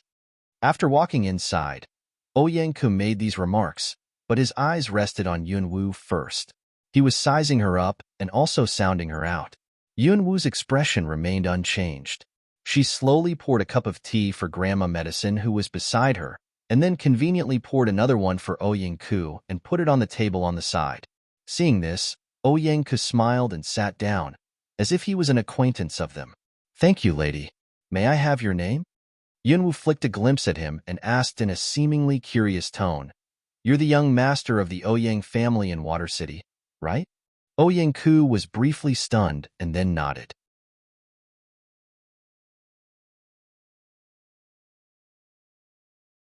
They're right. People keep saying that all members of the Ouyang family in Water City were born with a gentle, refined temperament. This is the first time I see it with my own eyes. Your reputation is well-earned. Did this count as flattery? But after saying that, Yunwu seemed to have suddenly recalled something. She suddenly leaned forward close to Ouyang-ku, widened her eyes and stared fixedly into his deep, black eyes, scrutinizing them. Even Ouyang-ku began to feel uneasy beneath the unduly intent look. He couldn't help furrowing his forehead. Why are you staring at me? It is said that all members of Ouyang family have soul control technique, that people will be immobilized if they stare at your eyes. I'm trying to find out whether you know how to perform that so-called soul control technique. Ouyang-ku's face abruptly darkened the moment he heard this.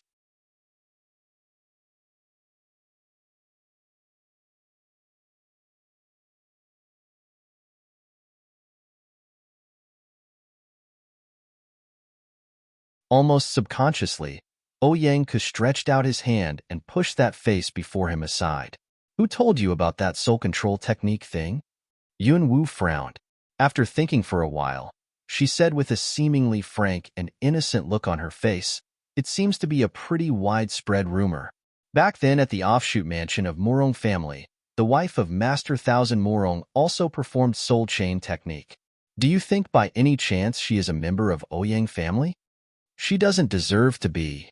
Ouyang-ku's eyes darkened, but soon he realized that he seemed to have overreacted. Instantly, he regained his refined, mild manner.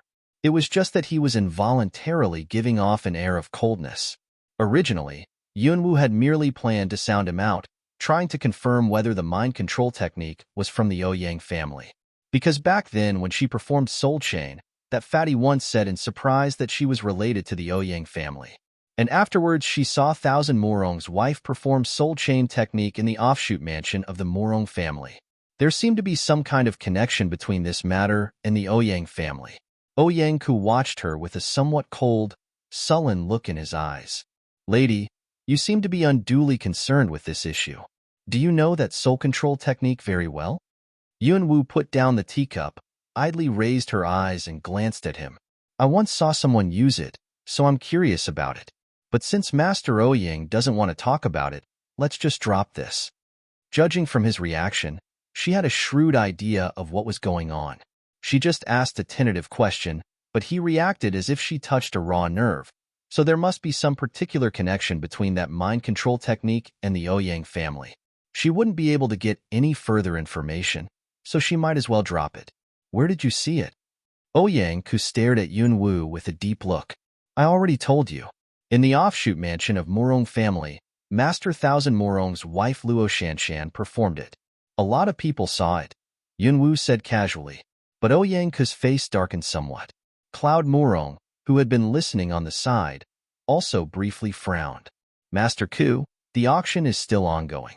Maybe it's time you went back to your own box, lest you miss any good stuff. Clearly, he was asking him to leave. With a frown, Ouyang stared at Yunwu for quite a while before standing up from his stool to politely say goodbye to Grandma Medicine. And then he turned around and left. There's nobody you don't dare to mess with, is there? Where did you hear that the Ouyang family was related to soul control technique? After Ouyang left, Cloud Morong confirmed that there was nobody eavesdropping, and then looked at Yunwu with a frown and asked this question. I already told you. Thousand Morong's wife, Luo Shanshan.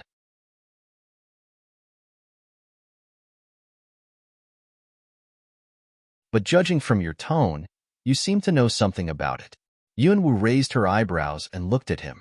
Cloud Morong pulled a wry face. Luo Shanshan knew how to perform soul chain technique. Actually, all members of the Morong family had some soul control techniques, but it had nothing to do with the Ouyang family. In order to prevent her from going around to make inquiries, Cloud Morong said in a low voice, I don't know much, but one of my elders told some tales about it, saying that it was not members of the current Ouyang family, but an ancestor of the Ouyang family's offshoot living 800 years ago who knew how to perform soul control techniques. He said that it took that ancestor 10 years to create a special skill he called mind control technique, which is the soul control technique you just mentioned. There are two types of mind control techniques and mind reading techniques, each of which has its respective cultivation method.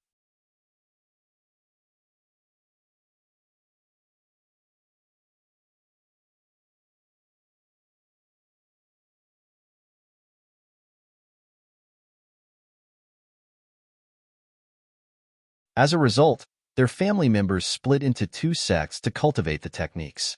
The Ouyang family started cultivating mind control techniques, and the offshoot started cultivating mind-reading techniques. However, mind control technique didn't bring the Ouyang family into prosperity. Instead, they nearly suffered an extinctive catastrophe, the cause of which was the Ouyang family itself. It turned out that members of the Ouyang family who cultivated mind control techniques obtained the capability of controlling people's mind. And those who cultivated mind-reading techniques gradually developed the capability of reading people's mind. People's mind is complicated, and everybody has their respective selfish motives, though they were family.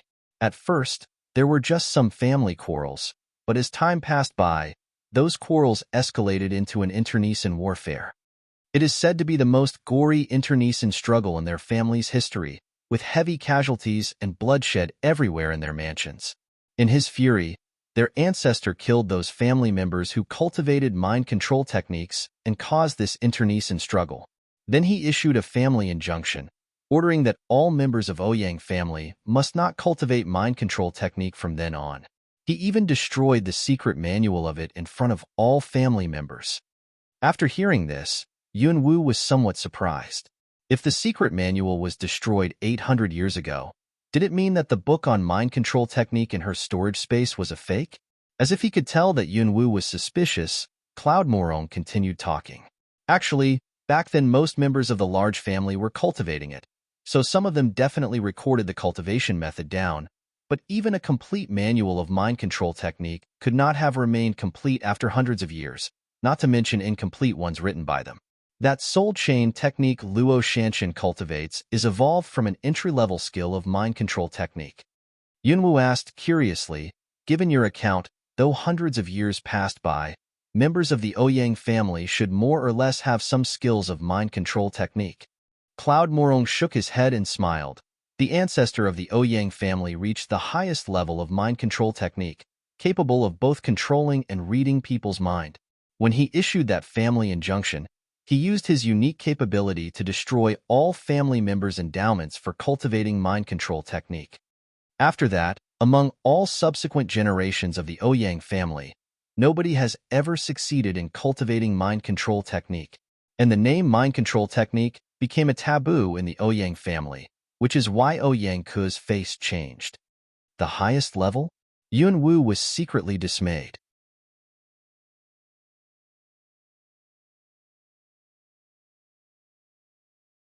But since their ancestor was the one who created mind control technique, it was not surprising that he managed to reach the highest level. However, What surprised her was that he was able to destroy cultivation endowments of subsequent generations. How powerful did he have to be to do that? But I heard that a complete ancient book on mind control technique appeared a few years ago, which is from a straightened family of the offshoot of Ouyang family. Afterwards, the royal household got it in an auction. The royal household? Then it was the one in her storage space? She had thought that it was just a useful skill. Unexpectedly, it was of long standing. Then do you know whether that ancient book on mind control technique was real or not? Cloud Morong smiled. I don't.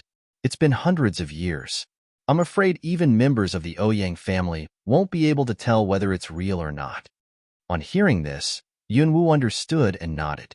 In fact, she was secretly wondering whether that secret manual of mind control technique she got in the royal treasure house was real or not. And it was incomplete.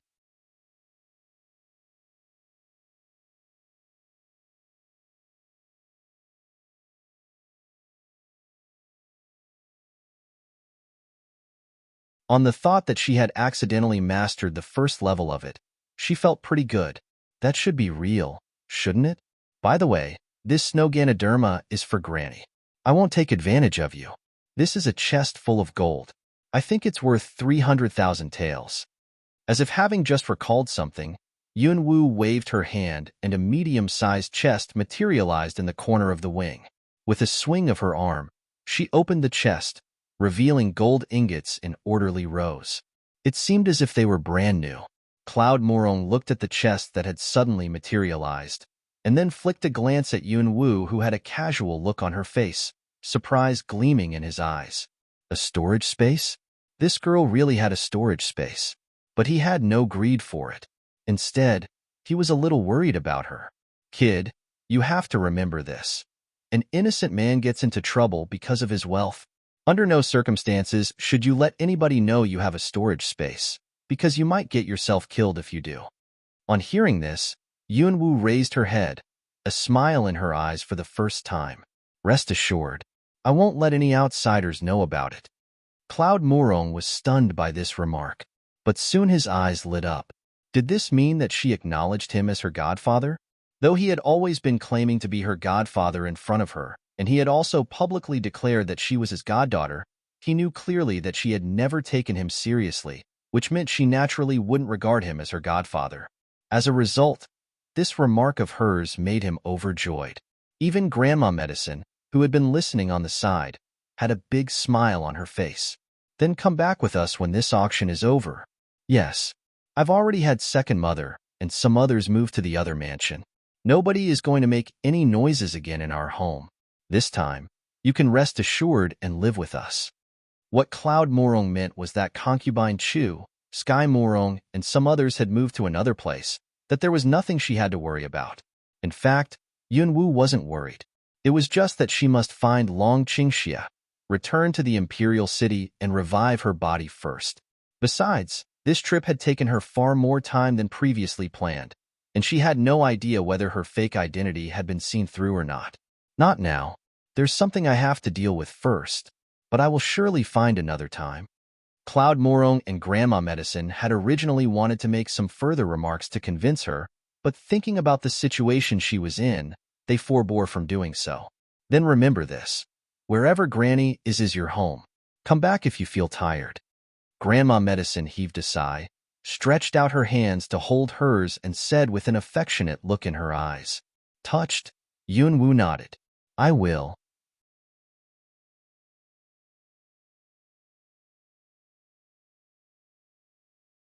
By the way, it suddenly occurred to me that during these days, though nobody came to our mansion to look for you, a lot of newcomers appeared in Luo City after you left. They came to our mansion intentionally or unintentionally, as if looking for someone. Outsiders? Then do you know who those people were? Yunwu looked at Cloud Morong. Cloud Morong frowned and then said in a quiet voice, I did some investigation into it, but failed to find out. But there's some kind of relation between them and this auction house of Dragon Cabinet. They were related to this auction house of Dragon Cabinet? Yunwu was somewhat surprised by this answer. Cloud Morong told her that this Dragon Cabinet was a force to be reckoned with. It seemed to have secretly monopolized a lot of industries in 3 kingdoms. and the head of the dragon cabinet was called the most mysterious young Master Long. Young Master Long? Yunwu's heart gave a lurch when she heard this title. That Long Qingxia had an air of wickedness about him, and he had never told her his identity. Was he by any chance this so-called young Master Long?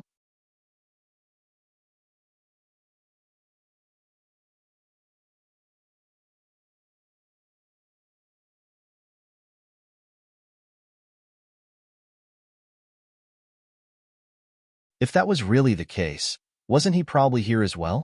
After leaving Cloud Morong's wing, Yunwu didn't return to Nangongyi's wing but headed backstage. However, every section of this place was heavily guarded. She had just walked out of this area and hadn't approached the backstage part of this auction hall yet when a guard stopped her. "Lady, this place is internal hall. You're not allowed to go inside. If there's anything I can do for you, just tell me directly." Surprisingly, this guard was very polite to Yunwu, who was common-looking and dressed in plain clothes. All people granted access to VIP area were from powerful background, so the guard didn't dare offend her. "I want an audience with your chief or master. Are there any requirements?" Yunwu asked directly. At this place, it was a waste of time to beat around the bush. As expected, on hearing her words, the guard glanced at Yunwu and kept silent for a second before politely answering, "Sorry, lady. Our master never meet any outsiders, and our chief is on the auction platform. If you really want to meet our chief, I'm afraid you'll have to wait for a while." On the auction platform? Was the chief that female named Ruoling? Yunwu briefly frowned. However, right at this moment, two figures walked down the spiral staircase in the front. One of the two was tall and wearing white clothes and a ghost-like mask covering one side of his face. His flowing black hair tumbled in a cascade down his shoulders, cloaking him in a shroud of mystery and devilishness. When he saw Yunwu stopped by the guard, he noticeably paused. When he suddenly stopped, Coldness Wu looked in the direction he was looking and rested his eyes on Yunwu in plain clothes. After sizing her up, he found that she was merely a common woman and there was nothing special about her. "Young Master Long, is she an acquaintance?" Young Master Long withdrew his gaze. With a cold look in his dull gold eyes beneath the mask, he slightly curved his sexy lips of devilish charm. "Master Wu, didn't you say that you wanted to find out how it feels to bid? This way, please." His voice was bland, magnetic, deep, and a little hoarse. That was not the voice she was familiar with, but from the moment Yunwu saw him in white, her eyes had been fixed on him all along. That was him. It seemed as if she affirmed that he was that man of devilish charm on the sight of him. However, at this moment, he was black-haired, masked, with dull gold pupils, and an air of apathy about him. This image was strange to her. On the sight of the two figures walking over, the two guards who stopped Yunwu bowed respectfully in unison, saying, "Master, Master Wu." Hearing the two titles, Yunwu realized who he was. Young Master Long? He was really him. Yunwu watched him just like that. That young Master Long, with an air of iciness and strangeness about him, walked past her. It seemed as if he had never met her before.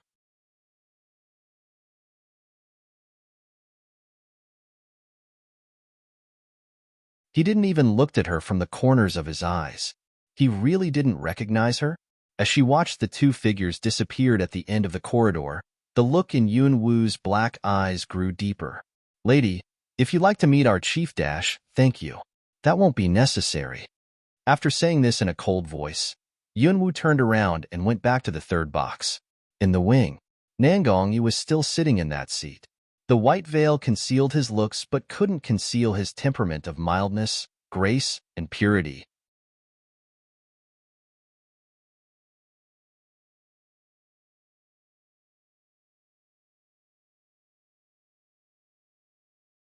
When Yunwu returned to the room, she faintly sensed that he raised his head and was looking at her with a mild smile. "Is it done?" There seemed to be several connotations in this remark. Yunwu flicked him a glance, making no reply. Little Qing, seeing Yunwu walking inside, sized her up. Confirming that there was no wound on her, he remarked sourly, "It seems that the Lord of Luo City is just another snob. He must have known you are a friend of my master's, which was why he let you get away with that. Saying this, he slightly raised his head, seeming complacent. The Yunwu a while ago would definitely contradict him, which would make him blush furiously. But after entering the box, Yunwu didn't seem in the mood for a verbal duel with him. She sat back into her previous seat and looked down into the hall. Unexpectedly, the two men that she had met a while ago were really sitting in the two seats close to the auction platform. "Hey, ugly woman, did the Lord of Luo City scare you so bad that you lost your sanity?" Little Qing, seeing Yunwu was in an abnormal silence, couldn't help but look at her, a frown on his face. After hearing this, Yunwu withdrew her gaze, flicked him a glance out of the corner of her eye, and curved her lips in a smile. "If you care about me, you can just directly tell me. Tart words won't help. My comprehension is not very good, and I might misunderstand." Little Qing's face instantly went sulky as he heard her words. "Who cares about you? What a nerve. Humph." He snorted and twisted his head aside. Nangongyi gave a chuckle and then commented in a mild and light voice, "Don't mind him. He's always been so childish. But you went out a while ago. I suppose you've got that matter handled? If there anything I can do to help?" Yunwu tossed a glance at him and lifted her brows. "You sound like you have an intimate knowledge of my business." Behind the white veil, a smile appeared on his divinely handsome face, and with that he replied gently, "Rest assured, I only know what I should know. As regards what I'm not supposed to know, I won't try to find out. Since destiny arranged a chance meeting between us, naturally we should be friends." What is he supposed to know? And what is he not supposed to know? Yunwu didn't quite understand his words, but she felt that this son of the Grand Maester seemed to indeed have found out something about her. "You seem to be pretty fond of making friends with others?" The day before, in the tavern in that border city, when she was disguised as a sickly child, he also made some similar remarks. Has he by any chance really seen past my disguise? She wondered. Destiny is at work in all favorable and unfavorable turns in people's lives, and some things have been written for a very long time. Nangongyi's tone of voice was very bland, but his words were inscrutable. Written?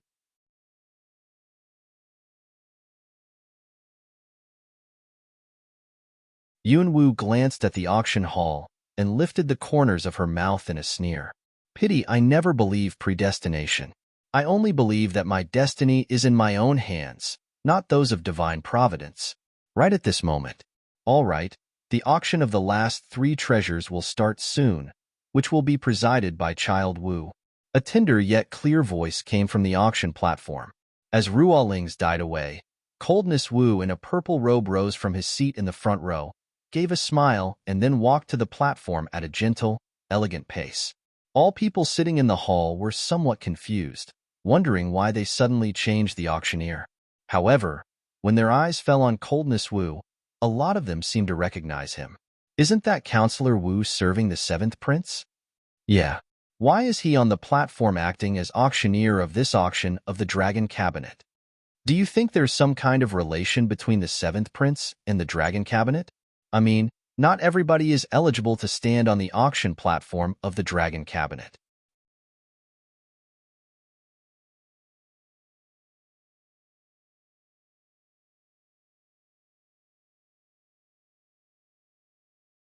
"Tell me about it. This is really big news. If His Highness really cooperates with the Dragon Cabinet, then in the future." Coldness Wu on the platform seemed to have some time ago anticipated that those people sitting in the hall would react this way. He didn't really care about those lowered voices of discussion. It could even be said that that was exactly what he wanted. He had originally intended to pay a visit to Morong family this time, but the moment he'd entered the city, he had been informed that this was the day for this action house of the Dragon Cabinet to open for business. What had been even more fortunate for him was that the moment he arrived at this place, he met young Master Long, the owner of the Dragon Cabinet. This talk between the two of them hadn't been very fruitful, but this young Master Long didn't seem to be totally against the proposal, and he had even agreed to let him go up onto the platform to act as an auctioneer. Even if this young Master Long was to reject the proposal, since he had made his appearance on this auction platform, rumors about the cooperation between the 7th Prince and the Dragon Cabinet would definitely still get abroad in a short time. In that case, His Highness should stand a better chance of being recalled to the imperial court. As long as His Highness returns to the capital city in an open and above-board fashion, things would be a lot easier, thought Coldness Wu.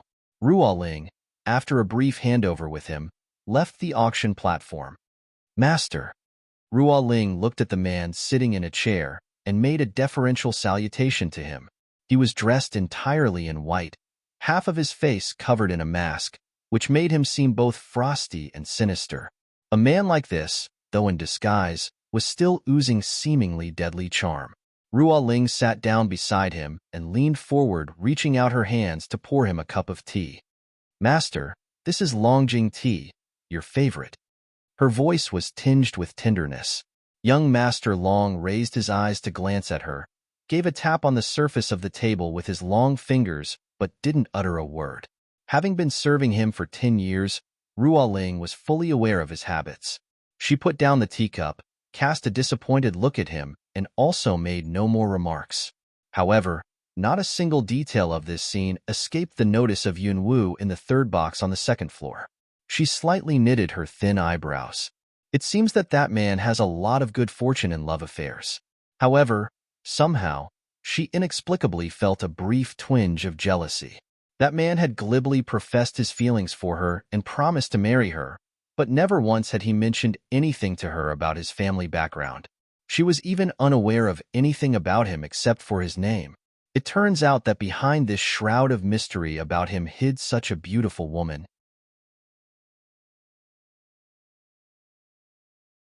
I thought that I'd learned my lesson after the betrayal in my last incarnation, but now, it's true what they say that crows are black the world over, and it's even truer that men are untrustworthy. Coldness glinted in Yun Wu's eyes as a sneer appeared at the corners of her mouth. Maybe even she herself was unaware that, surprisingly, her heart, which she believed to have long ago been hardened to romantic relationship, was filled with mixed feelings as she saw there was another woman beside that man. You know that man down there? At this time, a gentle and cultivated voice softly came. Yun Wu immediately dismissed those negative feelings from her heart. She slightly curved her rosy lips and replied with a faint smile, I'm just an ordinary woman. Who else could I possibly have acquaintance with in a place like this apart from you, son of the Grand Maester? Nangongyi quietly looked at her. After quite a while, a chuckle seemed to escape his lips. Yun Wu flintily threw him a glance and queried, What's so funny? Little Qing also confusedly looked at his young master. Nothing. I just suddenly feel that you are quite cute. Nangongyi's mild and cultured voice had just died away when little Qing almost failed to keep from bursting into wild laughter. Yun Wu, drinking tea, also nearly spurted out the tea in her mouth. Cute?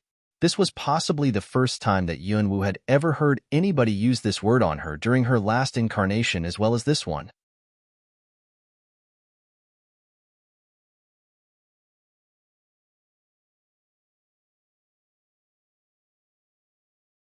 Moreover, how could he describe her as cute when she had disguised herself as a nondescript girl? There's definitely something wrong with his eyes. Yun Wu, who couldn't be bothered to argue with him, gave him a dirty look and then rested her eyes on the auction platform down below. As a result, she failed to notice the earnestness and amusement gleaming in Nangongyi's wise, bright eyes behind the white veil.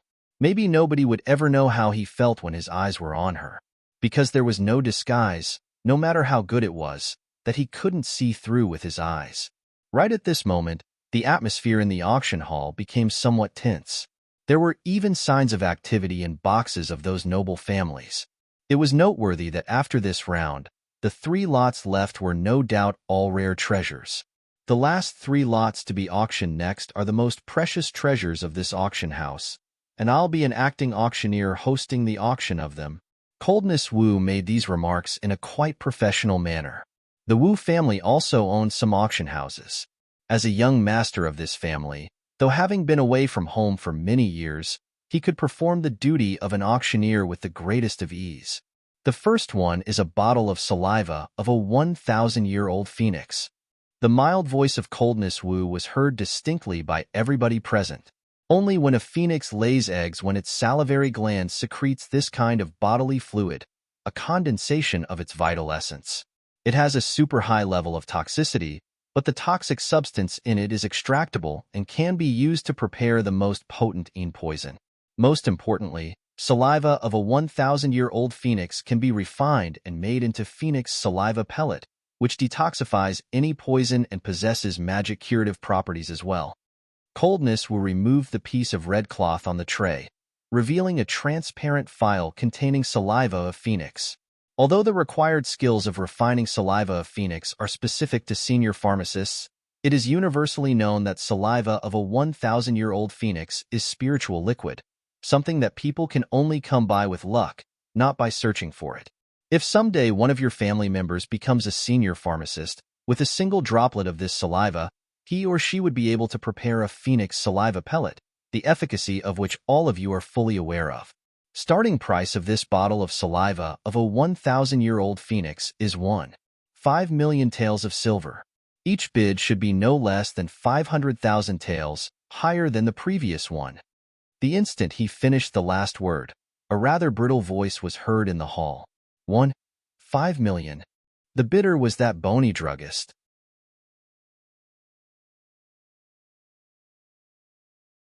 The intent look in his eyes was an unmistakable indication of his craving for the phoenix saliva and his determination to get it. After the bidding, he added, "This bottle of phoenix saliva is the very thing that the queen needs. If none of you are in urgent need of it, please allow me to have it." Previously, he had tried to browbeat other bidders by virtue of the majesty of the royal household but failed, and now he directly assumed the authority of the queen. Everybody in the Zhou kingdom knew that the king favored the queen and had never spent a night with any concubine during the past over 10 years since the queen was selected, which showed how much weight the queen carried. However, what the skeletal druggist was unaware of was that eyes of Yunwu, who had just heard that phoenix saliva could be used to prepare poison, went flinty as he added that remark. Poison? The queen needs this? It seemed that she had just found the source of the poison that had been inside her for over 10 years. The skinny druggist had just finished the last word when a frosty voice was heard. 5 million taels. 5 million taels? Everybody else was shocked and darted their eyes in the direction of the source of the voice. The bidder was nobody else but Yunwu in the third box. This goddamn woman directly made a bid almost 4 times higher. Fuck.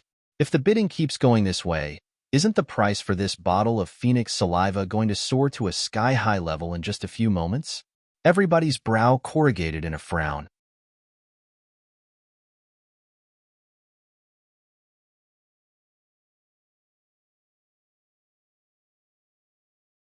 The skinny druggist's face instantly went sepulchral and his angry eyes darted towards the third box on the second floor. However, at this time, an old voice came from a wing room on the other side. 5 million taels. There was no other bids after that. People beginning to think that that woman had decided to quit bidding after realizing the overwhelming odds against her. However, right after that bony druggist made a bid of 6 million taels of silver, Yunwu's cold voice came once again. 8 million. Yunwu didn't really have a clear idea of how much money that was. Those treasures in her storage space were from the royal palace anyway, and she could always pay another visit to it after she spent all of them. She had heard that there were 12 treasure houses in the royal palace. With the resources of the royal household, the queen had built an assassin organization called the Dragon Clan, members of which had been hotly pursuing Yunwu with the intention to kill her. The queen had also been using poison on her for over 10 years. As a result, Yunwu believed she might as well steal the money and squander it.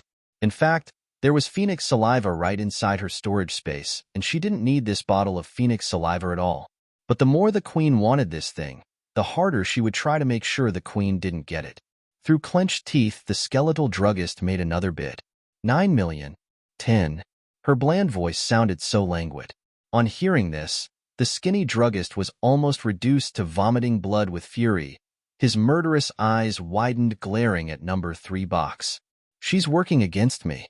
He had originally expected that he would definitely be able to get this bottle of phoenix saliva with 7 or 8 million taels at the most, but after Yunwu made this bid, the price of it had exceeded his budget. Miss, May I ask why on earth are you so insistent on making things difficult for me? The skinny druggist glared at number 3 box. Probably anybody in the hall could tell that there was thinly disguised murderousness mixed with rage in his eyes. Yunwu gave a languid smile and replied casually, like I said, bidding against the royal household is my only hobby. On hearing this, people in the hall complained under their breath. You guys may bid against each other all you want, but why did you instantly hike up the price to 10 million? There are another 2 treasures to be auctioned. You are messing around with the market price. Fortunately, in this kind of atmosphere, that somewhat old voice that had made a bid a while ago came from the wing room next door once again. 5 million. After hearing this, Yunwu and her box had no intention to make another bid. That bony druggist, a scarlet blush on his cheeks and neck, fists clenched, fixed number 3 box with a glare, the look in his eyes heavy with murderousness. You'll regret this. Having no other choice, the druggist slumped down in his seat after making this remark of bluster through gritted teeth. He had only brought 10,000 taels. Originally, he had been absolutely positive that with the status of the royal household and the influence of the queen, he would be able to get the bottle of saliva of a 1,000-year-old phoenix at a price no higher than 5 million. But unexpectedly, because of the woman in that wing room, all his bids for lots that took his fancy had failed. He found it impossible to swallow all this. Young Master Long, sitting in the front, unnoticeably twisted his head aside and flicked a glance at the bony druggist several rows away from him. His eyes slightly squinted as a flicker flashed across his golden pupils. Eventually, the bottle of saliva of a 1,000-year-old phoenix went to the highest bidder, who was in number 2 wing room. In number 3 wing room, Yunwu cavalierly took a sip of her tea, a calm and bland expression on her face, showing a total disregard for the threatening words of the skinny druggist. None of her reactions had escaped Nan Gongyi's notice, who had been smiling all along. You've been staring at me for such a long time. Have you seen enough? Yunwu put down her teacup and twisted her head aside to look at Nan Gongyi wearing a veil hat. Nan Gongyi replied with a gentle and cultivated smile. If it bothers you, miss, I'll try looking at you less often. Yunwu fell speechless. Is this son of the Grand Maester soft in the head? She wondered. Though unable to see his face, she could feel that this man had been gazing at her with a goofy smile all along. This made her skin prickle with apprehension.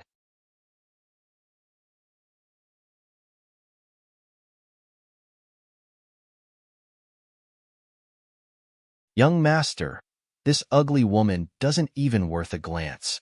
If anybody in this place is worth looking at, it would be that female auctioneer down there. She's far prettier. Little Qing, though still young, affected a sophistication he didn't possess and pointed at the female sitting beside masked young Master Long, whose name was Ruoling. Pretty? Yunwu, drinking tea, briefly paused and subconsciously tossed a glance at the female in the hall down below. Little Qing, you really think that woman is very pretty? Yunwu twisted her head aside and looked at Little Qing, slightly lifting the corners of her mouth. Of course, any man with eyes would regard her as a beauty. You may ask my young master if you don't believe me, replied Little Qing earnestly. Yunwu didn't ask Nan Gongyi, for she didn't really need anybody to tell her the answer. With a somewhat flinty expression in her eyes, she quietly threw another downward glance at the man sitting in the hall, who dressed entirely in white and was wearing a mask, and who so far had never once turned his head around. She's indeed pretty good-looking. Do all men like young, beautiful women?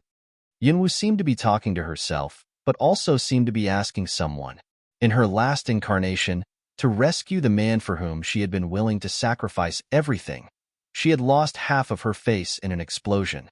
That man had repeatedly assured her that he didn't mind, but in the end, he'd still betrayed her. Exactly what do promises and vows mean to a man? She wondered. Nan Gongyi didn't answer, but a hint of sympathy faintly gleamed in his eyes as he watched hers. Little Qing, a young boy who had always been straightforward, remarked with bluntness typical of children, certainly, all men like beautiful women. But given your appearance and your unpleasant way of speaking, I'm quite sure no man will like you. After hearing this, Yunwu curled up the corner of her mouth, but the smile on her face was faint, and she made no reply. She picked up her teacup, slowly took another sip of tea, and that languid, bland expression reappeared on her face. Her mien made her seem somewhat impenetrable. After staring at her for quite a while, little Ching furrowed his brow. He wanted to tell her that actually she wasn't really that repulsive, but eventually, feeling too embarrassed to do that, he didn't say anything. Afterwards, the last lot of this auction sale, which was the most precious, went to the one with an old voice in number 2 wing room, who made the winning bid of 38 million. Since that skinny druggist didn't bid for that lot, and Yunwu was uninterested in it, so she stayed out of the bidding. Nangongyi looked at Yunwu, who was still sitting on the chair, and asked in a gentle and cultivated manner, "We're going back to the capital city. Would you like to come along, miss? If you're going our way, of course." Yunwu put down her teacup, raised her eyes, and glanced at him.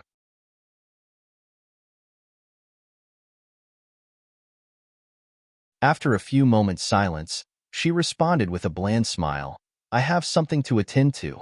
You may leave first, child Nangong." Nangongyi cast a look at her, curled up the corners of his mouth, and inclined his head. "Take care of yourself, Mississippi." As his gentle voice died away, he turned around and left with little Ching. His flying white veil and fluttering hemlines made a beautiful scene of his receding figure. To be honest, this Nangongyi guy seems gentle, elegant, and poised, but many of his remarks were quite inscrutable. Did he really see through my disguise? Yunwu wouldn't get the answer to this question anytime soon, but she was fully aware of what she should do next. She rose to her feet and with a flicker of her figure turned into a rapid blur of movement and disappeared from the wing room almost in the blink of an eye. In the back hall of the auction house, all guards and staff members were instructed to leave. Coldness Wu was just about to say his farewells to young Master Long sitting in the host's seat, planning to return and report to the 7th Prince.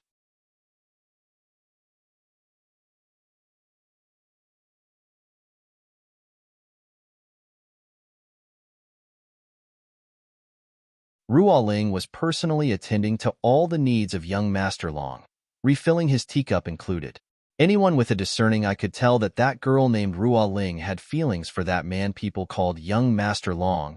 You are in the enviable position of having such a beautiful and competent assistant as Ruoling. I promise I'll tell the 7th Prince your needs after returning. Young Master Long hopefully will reach an agreement of cooperation the next time we meet. Now I'll leave you to your business. See you around.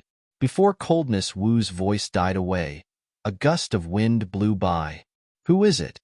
Coldness Wu's face instantly went vigilant, and he abruptly mobilized his Tier 7 fighting spirit. Ruoling immediately reacted. She whipped out the soft sword wrapped around her waist and unhesitatingly launched an attack on the person who had suddenly come at young Master Long. However, thud. Young Master Long, a grand kung fu master, waved his hand and directly threw Ruoling aside with his potent chi. She violently impacted on the chairs and tables on the side with a loud bang. Ruoling was blindsided by this sudden change, and even Coldness Wu, who was about to make his move to help, was dumbfounded. Young Master Long, facing the frontal stab, sinisterly curled up the corner of his tightly closed mouth. Sitting on the chair, he dodged the sharp sword aimed at his arm with a weird movement of his upper body and intercepted the assailant's right hand coming at him in a sideways hack. It's been such a long time since we last met, yet you want to kill your husband to be on sight? His low, deep, magnetic voice softly came, which could only be heard by the two of them. On hearing this, Yunwu curled up the corner of her mouth. It seems that you still remember, but a flicker of flintiness crossed the depths of her eyes. This time around, I'm not here to talk with you about the old days. I came to borrow some of your blood. The next second after she finished the last word, the dagger in her left hand flashed across his elbow like greased lightning. But the dagger missed its target. The man stretched his arm and instantly drew her into his embrace. That's very easy. I'll have it delivered to you. All you have to do is give the word. Being held tightly by him, Yunwu furrowed her brow and struggled but failed to free herself. Then she twisted her head around and looked at the man's demonic golden eyes. You have a pretty glib tongue. Let go of me. Having no intention of being ungentlemanly, young Master Long released her immediately. Yunwoo quickly took a step away from him and directly tossed him the dagger in her left hand. You said it yourself. Do it quick. The man cast a deep look at her with his golden eyes and curled up the corner of his mouth in a smile, a wicked, sullen, and aggressive gleam in his eyes. You seem pretty anxious.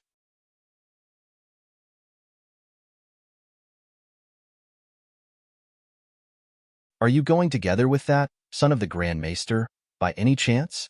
Yunwoo made no reply, eyeing him with arms crossed across her chest. Seeing this, the man slightly squinted his golden eyes, which made him seem a trifle dangerous. But as he saw that the woman remained indifferent and was still nonchalantly gazing at him, the anomalous expression in his eyes disappeared, and he slightly curled up the corner of his mouth.